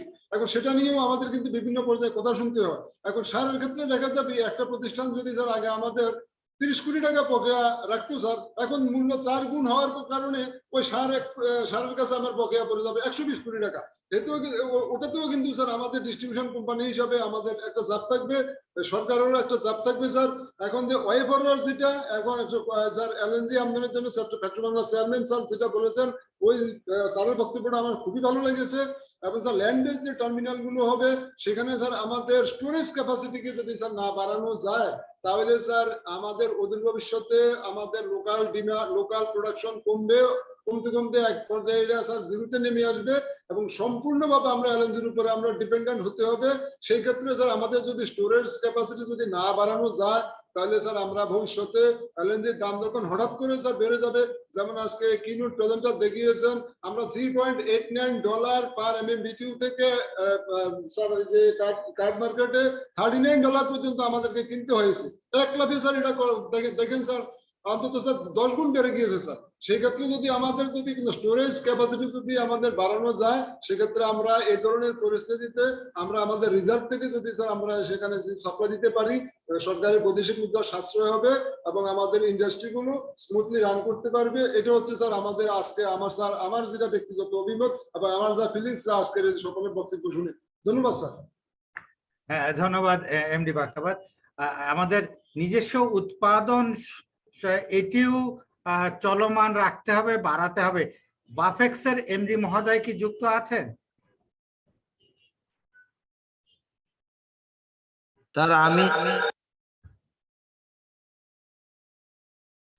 বাপেক্স স্যার এমডি মহোদয় একটু হচ্ছে আপনার একাধিক সেট আছে বোধহয় স্যার, এখন আর হবে না বন্ধ করে। তো স্যার ওই এমডি মহোদয় একটু পেট্রো বাংলায় গিয়েছেন, তো স্যার আমি দু একটা কথা বলতে চাই যদি স্যার সংক্ষেপে 2 মিনিট বন্ধ করছে। তো স্যার আমি আসলে বলতে চাচ্ছিলাম যে এলএনজির যেই আপনি উদ্যোগটা নিয়েছেন আজকে এই সেমিনার, আমি সকল যুক্ত যারা আছেন সকলকে আমি সালাম জানিয়ে আমার বক্তব্য শুরু করছি। তো স্যার এটা খুবই টাইমলি এই সেমিনারটা হচ্ছে স্যার। তো আমার একটা পয়েন্ট স্যার, আমরা বাপেক্স থেকে যেহেতু বলছি, ভোলায় আমাদের গ্যাস সাফিসিয়েন্ট আল্লাহর রহমতে আছে। তো এখন মাত্র 60 মিলিয়নের মতন প্রোডাকশন হচ্ছে। তো এই গ্যাসটা নেওয়ার জন্য মূল লাইনে পাইপলাইনের ফিজিবিলিটি স্টাডি হচ্ছে, এটা যত দ্রুত করা যায়। আমরা আগামী জুলাই মাসের মধ্যে ইনশাল্লাহ 130 মিলিয়ন গ্যাস দিতে পারবো, এটা আশা রাখি স্যার। এই একটা ইনফরমেশন। আর আরেকটা বিষয় স্যার, আমি পাশাপাশি আপনার এলএনজির পাশাপাশি যদি স্যার অফশোরে আমরা এক্সপ্লোরেশন চালাইতে পারি স্যার, সেটা আমাদের জন্য ভালো হবে। এলএনজিও চলবে এবং অফশোরের যে এক্সপ্লোরেশন এন্ড প্রোডাকশন যদি আমরা নিতে পারি স্যার, সেটার জন্য খুবই ভালো হবে স্যার। তো আমাকে সুযোগ দেওয়ার জন্য স্যার ধন্যবাদ আপনাকে স্যার। তাহলে আমাদের এক্সপ্লোরেশনের অ্যাক্টিভিটিসও সমানতালে চালিয়ে যেতে হবে। সিলেট গ্যাস ফিল্ড কোম্পানি লিমিটেডের এমডি মহোদয় যুক্ত আছেন। জি, আসসালামু আলাইকুম স্যার। হ্যাঁ, স্যার আজকের এই সেমিনারে আমার সিনিয়র সচিব জ্বালানি খনিজ সম্পদ বিভাগ এবং আমাদের পেট্রোবাংলার চেয়ারম্যান স্যার এবং স্যার আপনার মাধ্যমে যে আজকে সেমিনারটা হচ্ছে, এটা একটা আসসালামু আলাইকুম। আর আজকের এই সেমিনারটা অত্যন্ত সময় উপযোগী আমি মনে করি। আমার পেট্রোবাংলার চেয়ারম্যান স্যার যে কথা বলেছেন যে আমাদের দেশীয় কোম্পানি থেকে উৎপাদন আমাদের অব্যাহত থাকতে হবে, আর পাশাপাশি যে এলএনজি আনার যে প্রক্রিয়াটা অত্যন্ত এটা খুবই প্রয়োজন। এর পাশাপাশি সাপোর্টিং উইন্ডো হিসাবে আমাদের এক্সপ্লোরেশন ডেভেলপমেন্ট বাড়াতে হবে বাপেক্স, বিজিএফসিএল এবং সিলেট গ্যাস ফিল্ডের মাধ্যমে। স্যার আমরা সম্প্রতি আমরা 2025 সাল নাগাদ সিলেট গ্যাস ফিল্ডের মাধ্যমে প্রায় স্যার আমরা 10 থেকে 12টা নতুন অনুসন্ধান কূপ এবং ডেভেলপমেন্ট কূপ খননের পরিকল্পনা গ্রহণ করা হয়েছে এবং পাশাপাশি 11টা থেকে 12টা যেটা সাসপেন্ডেড কূপগুলো আছে সেগুলো ওয়ার্কওভারের মাধ্যমেও সেখানে উৎপাদন বৃদ্ধির প্রোগ্রাম নেওয়া হয়েছে এবং সিলেট গ্যাস ফিল্ড উৎপাদন বর্তমানে আছে প্রায় 100 মিলিয়ন ঘনফুট পার ডে। আমরা স্যার 2025 সাল নাগাদ 300 মিলিয়নে উন্নীত করার জন্য আমরা এই পরিকল্পনা গ্রহণ করেছি। তো একইভাবে আশা করি স্যার বাপেক্স এবং এজিএফএল এবং বিজিএফসিএল এবং 3D সাসমিক বা 2D সাসমিক নিয়ে নতুন কূপ খননের লোকেশন নির্ধারণ করা, এগুলো আমাদের গ্রহণ করতে হবে। এটা হলো স্যার এলএনজির পাশাপাশি এটা সাপোর্টিং উইন্ডো হিসেবে এটা কাজ করবে স্যার। Thank you sir. ধন্যবাদ। আমরা মোটামুটি আমি sir Pradip Kumar Biswas, GM LPM Sylhet Gas Fields Limited থেকে একটা কথা বলতে চাই স্যার। আচ্ছা বলেন স্যার। বিষয়টা হলো যে আমরা ক্রমশ গ্যাসের উপরে নির্ভর করছি এবং আমরা পেট্রোবাংলা থেকে গ্যাস সরবরাহ করছি, ইন্ডাস্ট্রিয়ালিস্টরা এই গ্যাস ব্যবহার করছেন।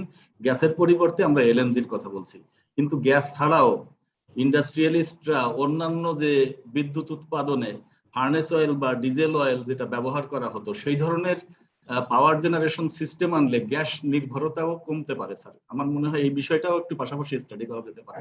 ধন্যবাদ স্যার।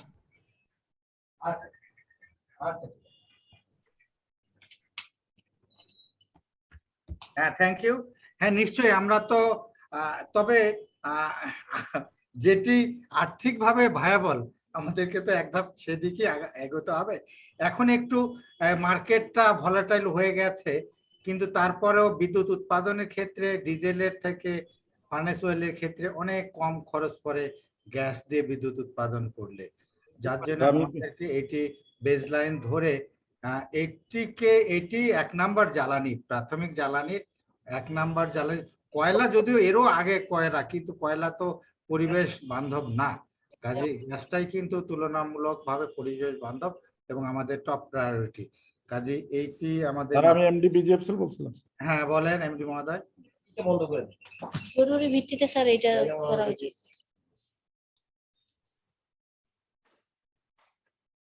বাংলাদেশ গ্যাস ফিল্ডের লিমিটেডের এমডি মহোদয় বলেন। স্যার স্যার হাইড্রোকার্বন ইউনিটের উদ্যোগে sir LNG market scenario challenges and way forward এই বিষয়ে হাইড্রোকার্বন ইউনিট এই ধরনের একটা সময় উপযোগী সেমিনার আয়োজন করার জন্য স্যার প্রথমে স্যার আমি আপনাকে ধন্যবাদ জানাচ্ছি স্যার।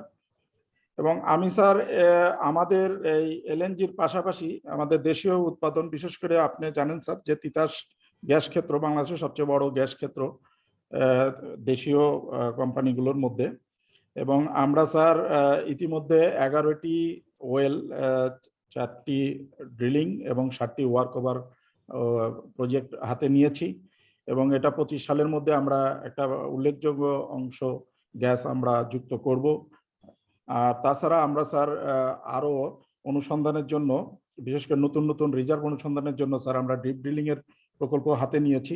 তাছাড়া স্যার আমরা প্রায় 1450 বর্গ কিলোমিটার 3D সাইসমিক সার্ভে একটা প্রকল্প হাতে নিয়েছি। এগুলো থেকে আমরা নতুন নতুন গ্যাস ক্ষেত্র আমরা আশা করি এবং নতুন নতুন রিজার্ভ আমরা আবিষ্কার করে আরো গ্যাস এর সাথে যুক্ত করতে পারবো। এবং আমি মনে করি এর মাধ্যমে আমরা এলএনজির যে বৈদেশিক মুদ্রা সাশ্রয় একটা ভূমিকা রাখবে স্যার। আর স্যার এই ধরনের আমাকে কথা বলতে দেওয়ার জন্য স্যার আমি আপনাকে আবার ধন্যবাদ জানাচ্ছি স্যার। আমাদেরকে এক্সপ্লোরেশনের উপর বেশি গুরুত্ব দিতে হবে, মানে আমাদের রিজার্ভের পরিমাণ, সম্ভাব্য রিজার্ভের পরিমাণ যত বেশি বাড়বে আমরা তত বেশি আশ্বস্ত হতে পারবো। কাজে আমাদের আপনাদের বাপেক্স সহ আপনারা উৎপাদনের সাথে যারা জড়িত তাদেরকে এক্সপ্লোরেশনের প্রতি একটু বাড়তি এমফাসিস দিতে হবে। আর কেউ যদি বক্তব্য রাখতে না চান, আমি আমাদের কিনোট স্পিকারকে কিছু জবাব দেওয়ার জন্য অনুরোধ করতে পারি। আর কেউ কোনো বক্তব্য নাই মনে হয় এই পর্যায়ে। আমি আচ্ছা, একটা জিনিস আমাদের আলোচক একটা প্রশ্ন করেছেন যে প্রেজেন্টেশনের শেষ পর্যায়ে সামিটের অ্যাক্টিভিটিস গুলো বেশি হাইলাইটেড হয়েছে।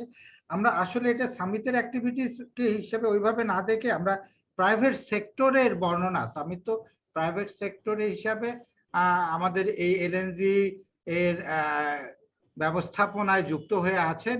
আমরা এটিকে প্রাইভেট সেক্টরে অংশগ্রহণ হিসেবে আমরা দেখতে চাই। আমরা ডেপুটিয়ার্স রিপোর্টে আমরা এটিকে সেইভাবেই নিব। তো সামিট কর্পোরেশনের যে স্পিকার, কিনোট স্পিকার জনাব সালমান খানকে 5 মিনিটের ভিতর এই সম্ভাব্য যে প্রশ্নগুলো উত্থাপিত হয়েছে একটু কমেন্ট করার জন্য অনুরোধ জানাচ্ছি। জি sir, thank you very much. আমি কোয়েশ্চেন্স গুলো উত্তর দেওয়ার আগে সবাইকে একটু অনেস্টলি থ্যাংক ইউ বলতে চাই ফর ইউর ফিডব্যাক। অনেক আই থিঙ্ক একটা ভালো এফেক্টিভ ডিসকাশন অলরেডি শুরু হয়েছে, so thank you very much. আমি চেষ্টা করব to go through as many of the questions as possible. আমি যদি মাঝখানে কিছু মিস করি প্লিজ আমাকে স্টপ করে আমাকে একটু বলতে পারেন, আমি I can add more.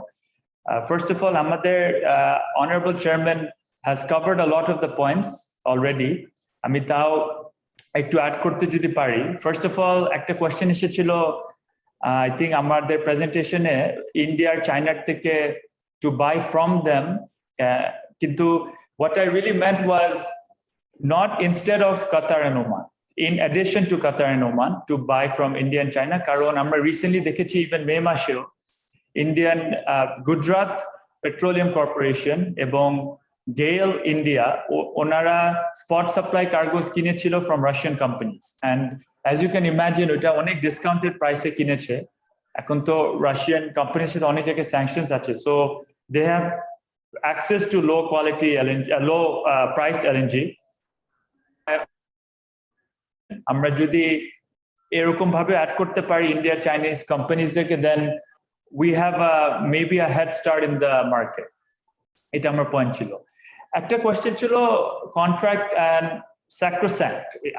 I believe the honorable additional secretary had asked that.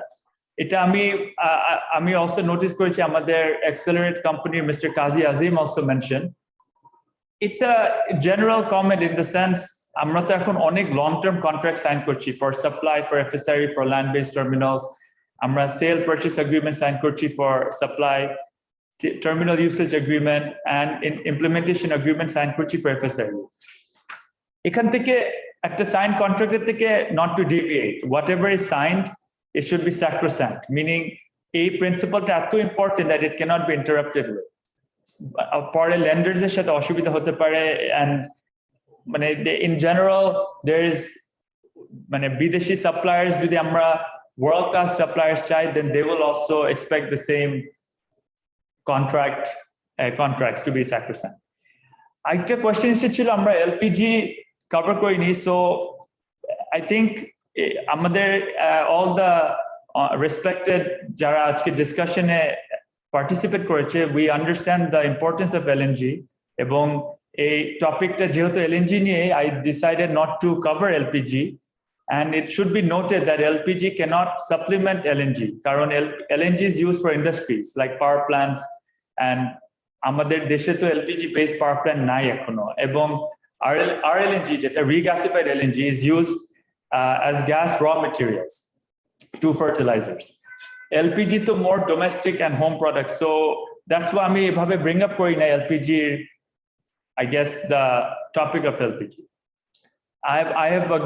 I agree with a lot of the things that all the other speakers have said. আমি Mr. Kazi Asif Accelerator সাথে অনেক কিছু agree করি। এখন the FSRU situation is very volatile, just like the supply situation. আমরা recently ইন্ডিয়াতে দেখেছি HLNG থেকে যে ওদের FSRU টা snare করে নিয়েছে, meaning একটা operating FSRU কে ওরা নিয়ে নিয়েছে to Europe because they are getting a higher rate in Europe, and they are prioritizing their European, I guess, counterparts over our Asian ones. So আমাদের, I understand that এখানে অনেক মানে process আছে for quick negotiations for contracts, but the market is the market, এবং অনেক তাড়াতাড়ি supply এবং FSRU contracts are being given away in Europe and to the rest of the world.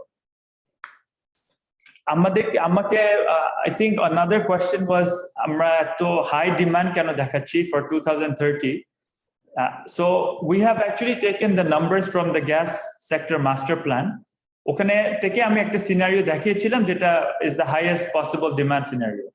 Our lowest is 8,000 MMSCFD. So no matter which scenario we look at, আমাদের LNG দরকার, and it is something that I'm happy to see that the entire industry and the energy ministry and the private sector is all trying to participate together to come up with solutions. আজকে অনেক কিছু আমি শিখেছি from all the distinguished speakers. I'm very grateful. আমার জন্য একটা great learning হয়েছে, এবং একটা লাস্টে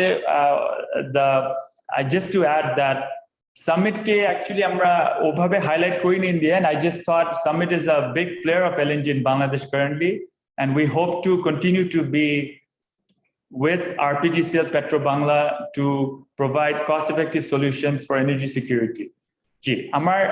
I think I've covered most of the points. আমি যদি কিছু মিস করে থাকি আমাকে রিমাইন্ড করতে পারেন, আর I also believe এখানে একটা টাইমেরও একটু রাশ আছে। Thank you.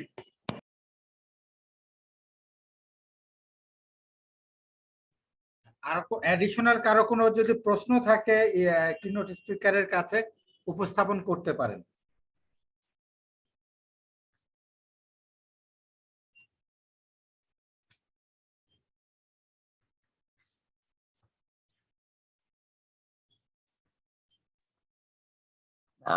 সভাপতির অনুমতিক্রমে আমি শের আলী, অতিরিক্ত সচিব। না, ওই যে বিষয়টা আমাদের সম্মানিত কিনোট স্পিকার যে বিষয়টা বললেন, এলএনজি ইস্যুটা আনার বিষয়টা হচ্ছে যে আমরা গ্যাসের যে ডিমান্ড প্রেডিক্ট করছি, আমরা এস্টিমেট করছি বা আমরা প্রাক্কলন করছি লং টার্মে, তার সাথে এলএনজি সাপ্লাইয়ের একটা রিলেশন আছে। কোনো কারণে যদি আমার গ্যাসের মূল্যটা বেড়ে যায় এবং এলএনজির মূল্যটা যদি কম থাকে, তখন আমার ইন্ডাস্ট্রিও এলএনজি ব্যবহার করতে পারে, সরি এলপিজি ব্যবহার করতে পারবে। এইটা হচ্ছে একটা ইস্যু।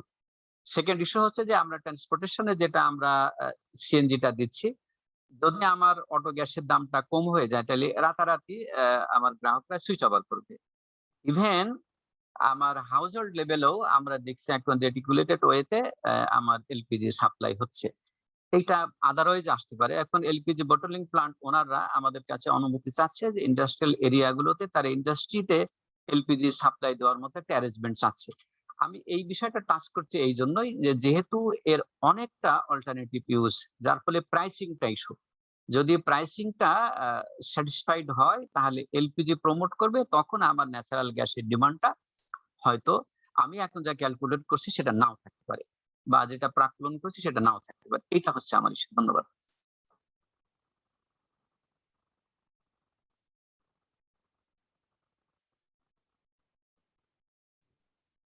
তাহলে আমরা আমরা আমাদের শেষ পর্যায়ে আমরা পৌঁছে গেছি। আমাদের টোটাল উপস্থাপনা থেকে শুরু করে। আসসালামু আলাইকুম স্যার, আমার ছোট্ট একটু স্যার একটা রিকোয়েস্ট আছিল স্যার। হ্যাঁ বলেন। স্যার ওই যে প্রেজেন্টেশনটা খুব তথ্যবহুল, যদি আমাদের বিভিন্ন কিছু করতে লাগে তো স্যার যদি আমাদের কাছে এটা একটু অনলাইনে শেয়ার করে তাহলে আমরা এটা স্যার আমাদের জন্য উপকৃত হবে। আজাদ সাহেব সব শেয়ার করে দেন তো পার্টিসিপেন্টদের মেইলে, সব অনলাইনে এখানে। আজাদ সাহেব স্যার এটি শেয়ার করে দিয়ে দিবেন সবাইকে। আচ্ছা স্যার, জি স্যার, স্যার ঠিক আছে স্যার। আমরা শেষ পর্যায়ে পৌঁছে গেছি। সিনিয়র সচিব স্যার কি যুক্ত আছেন? স্যার স্যার স্যার এতক্ষণ যুক্ত ছিলেন, এখন স্যার স্যার নাই, স্যারকে দেখছি না। সিনিয়র সচিব স্যারের পিএস আমাকে জানিয়েছেন যে স্যার কনক্লুড করার অনুমতি আমাকে দিয়েছেন স্যার। তো আমরা আমরা সেই পথেই অগ্রসরে সুন্দর আমাদের টাইম শিডিউলের পরেও আমরা অনেকক্ষণ আলোচনা করেছি। তো এখানে আসলে আমাদের এলএনজি, এলপিজি, তারপরে আমাদের তেল ব্যবস্থাপনা, জ্বালানি তেল, এগুলো লেটেস্ট যে অবস্থা, লেটেস্ট সিনারিও আমাদের এই সেক্টরে আমরা যারা যুক্ত আছি, আমরা প্লেয়ার যারা, আমাদের লেটেস্ট আপডেট কিন্তু আমাদের সবসময় জানা দরকার। যার জন্য এই বিষয়গুলো নিয়ে হাইড্রোকার্বন ইউনিট থেকে প্রতি বছর একাধিক ওয়ার্কশপ সেমিনার আয়োজন করবে ইন ফিউচার, যাতে করে লেটেস্ট অবস্থাগুলো, যেমন আজকে যারা আমরা যুক্ত আছি তারা কিন্তু ডিটেলস এখন এট প্রেজেন্ট অবস্থা কোথায় 3.5 টাকা থেকে 30 টাকা হয়ে যাচ্ছে, $30 হয়ে যাচ্ছে। তো এই যে 10 গুণ বেড়ে যাচ্ছে, এই জিনিসগুলো হালনাগাড়ি সবারই আসলে জানা দরকার। কারণ হচ্ছে যে জ্বালানি সেক্টরে আমরা প্রত্যেকেই আমাদের অবস্থান থেকে এই সেক্টরকে সমৃদ্ধ করার, গতিশীলতা বৃদ্ধি করার জন্য আমরা চেষ্টা করে যাচ্ছি। এটি অব্যাহত থাকবে। আজকের এই ওয়ার্কশপের আমি প্রথমেই কৃতজ্ঞতা জানাই আমাদের মাননীয় প্রধান অতিথি জনাব নসরুল হামিদ এমপি, মাননীয় প্রতিমন্ত্রী মহোদয়। তিনি সময় দিয়েছিলেন, টাইম শিডিউল দিয়েছিলেন, বিধায় আমাদের আজকের এই সেমিনারের আয়োজন করা হয়েছিল। স্যার আজকে সকালে এমার্জেন্সি মাননীয় প্রধানমন্ত্রীর সাথে যুক্ত থাকার কারণে তিনি যুক্ত হতে পারেনি। এই ক্ষেত্রে আমাদের সিনিয়র সচিব জনাব মোহাম্মদ মাহবুব হোসেন স্যার বিশেষ অতিথি হিসাবে স্যারের অনুমতি নিয়ে স্যারের পক্ষে আজকের অনুষ্ঠানের উদ্বোধন ঘোষণা করেছেন। আমি সিনিয়র সচিব মহোদয়কে কৃতজ্ঞতা জানাচ্ছি, কিনোট স্পিকারকে কৃতজ্ঞতা জানাচ্ছি, সুন্দর নাইস প্রেজেন্টেশন এবং সুন্দর প্রশ্নের উত্তর দেওয়ার জন্য। আলোচকবৃন্দ খুবই মানে 3 জন এনলিস্টেড আলোচক, 3 জন, ওনারা খুবই সুন্দর, মানে টোটাল সবকিছু কাভার করে ওনাদের আলোচনায়, এবং ডক্টর শেরালি অতিরিক্ত সচিব, ওনার যে সামারাইজ করা সবকিছু আজকের এই সেমিনারকে সমৃদ্ধ করেছে। এবং অন্যান্য আলোচক যারা বিভিন্ন কোম্পানির প্রধানগণ, ডিজি পাওয়ার সেল, প্রত্যেকের আলোচনায় লেটেস্ট এই এনার্জি মার্কেটিং সম্পর্কে বর্তমান যে অবস্থা, সিনারিও বলতে যা বোঝায়, এটি আমরা সবাই অবগত হয়েছি, এলএনজির মার্কেটিং সিনারিও। তো এটি আজকের ওয়ার্কশপের মূল উদ্দেশ্য ছিল, এটি আউটকাম হিসেবে আমাদের চলে এসেছে, যা র্যাপোর্টিয়ার্স রিপোর্টে রিফ্লেক্টেড হবে। আমি যারা অন্যান্য যারা অংশগ্রহণকারী হিসেবে উপস্থিত আছেন তাদেরকে কৃতজ্ঞতা জানাচ্ছি ধৈর্য সহকারে আজকে এই দীর্ঘ কয়েক ঘন্টার 11টা থেকে 12টা, 1.5 ঘন্টার যে উপস্থাপনা উপভোগ করার জন্য ধৈর্যের সাথে কৃতজ্ঞতা জানাচ্ছি। সর্বোপরি আজকের এই সেমিনার সফল হয়েছে সবার অংশগ্রহণে, সবার আন্তরিকতায়, এবং ভবিষ্যতে এই ধারাবাহিকতা হাইড্রোকার্বন ইউনিট কর্তৃক অব্যাহত থাকবে। সবার মঙ্গল কামনায়, সুস্বাস্থ্য কামনায় আজকের এই সেমিনারে সফল পরিসমাপ্তি ঘোষণা করছি। ধন্যবাদ সবাইকে। আসসালামু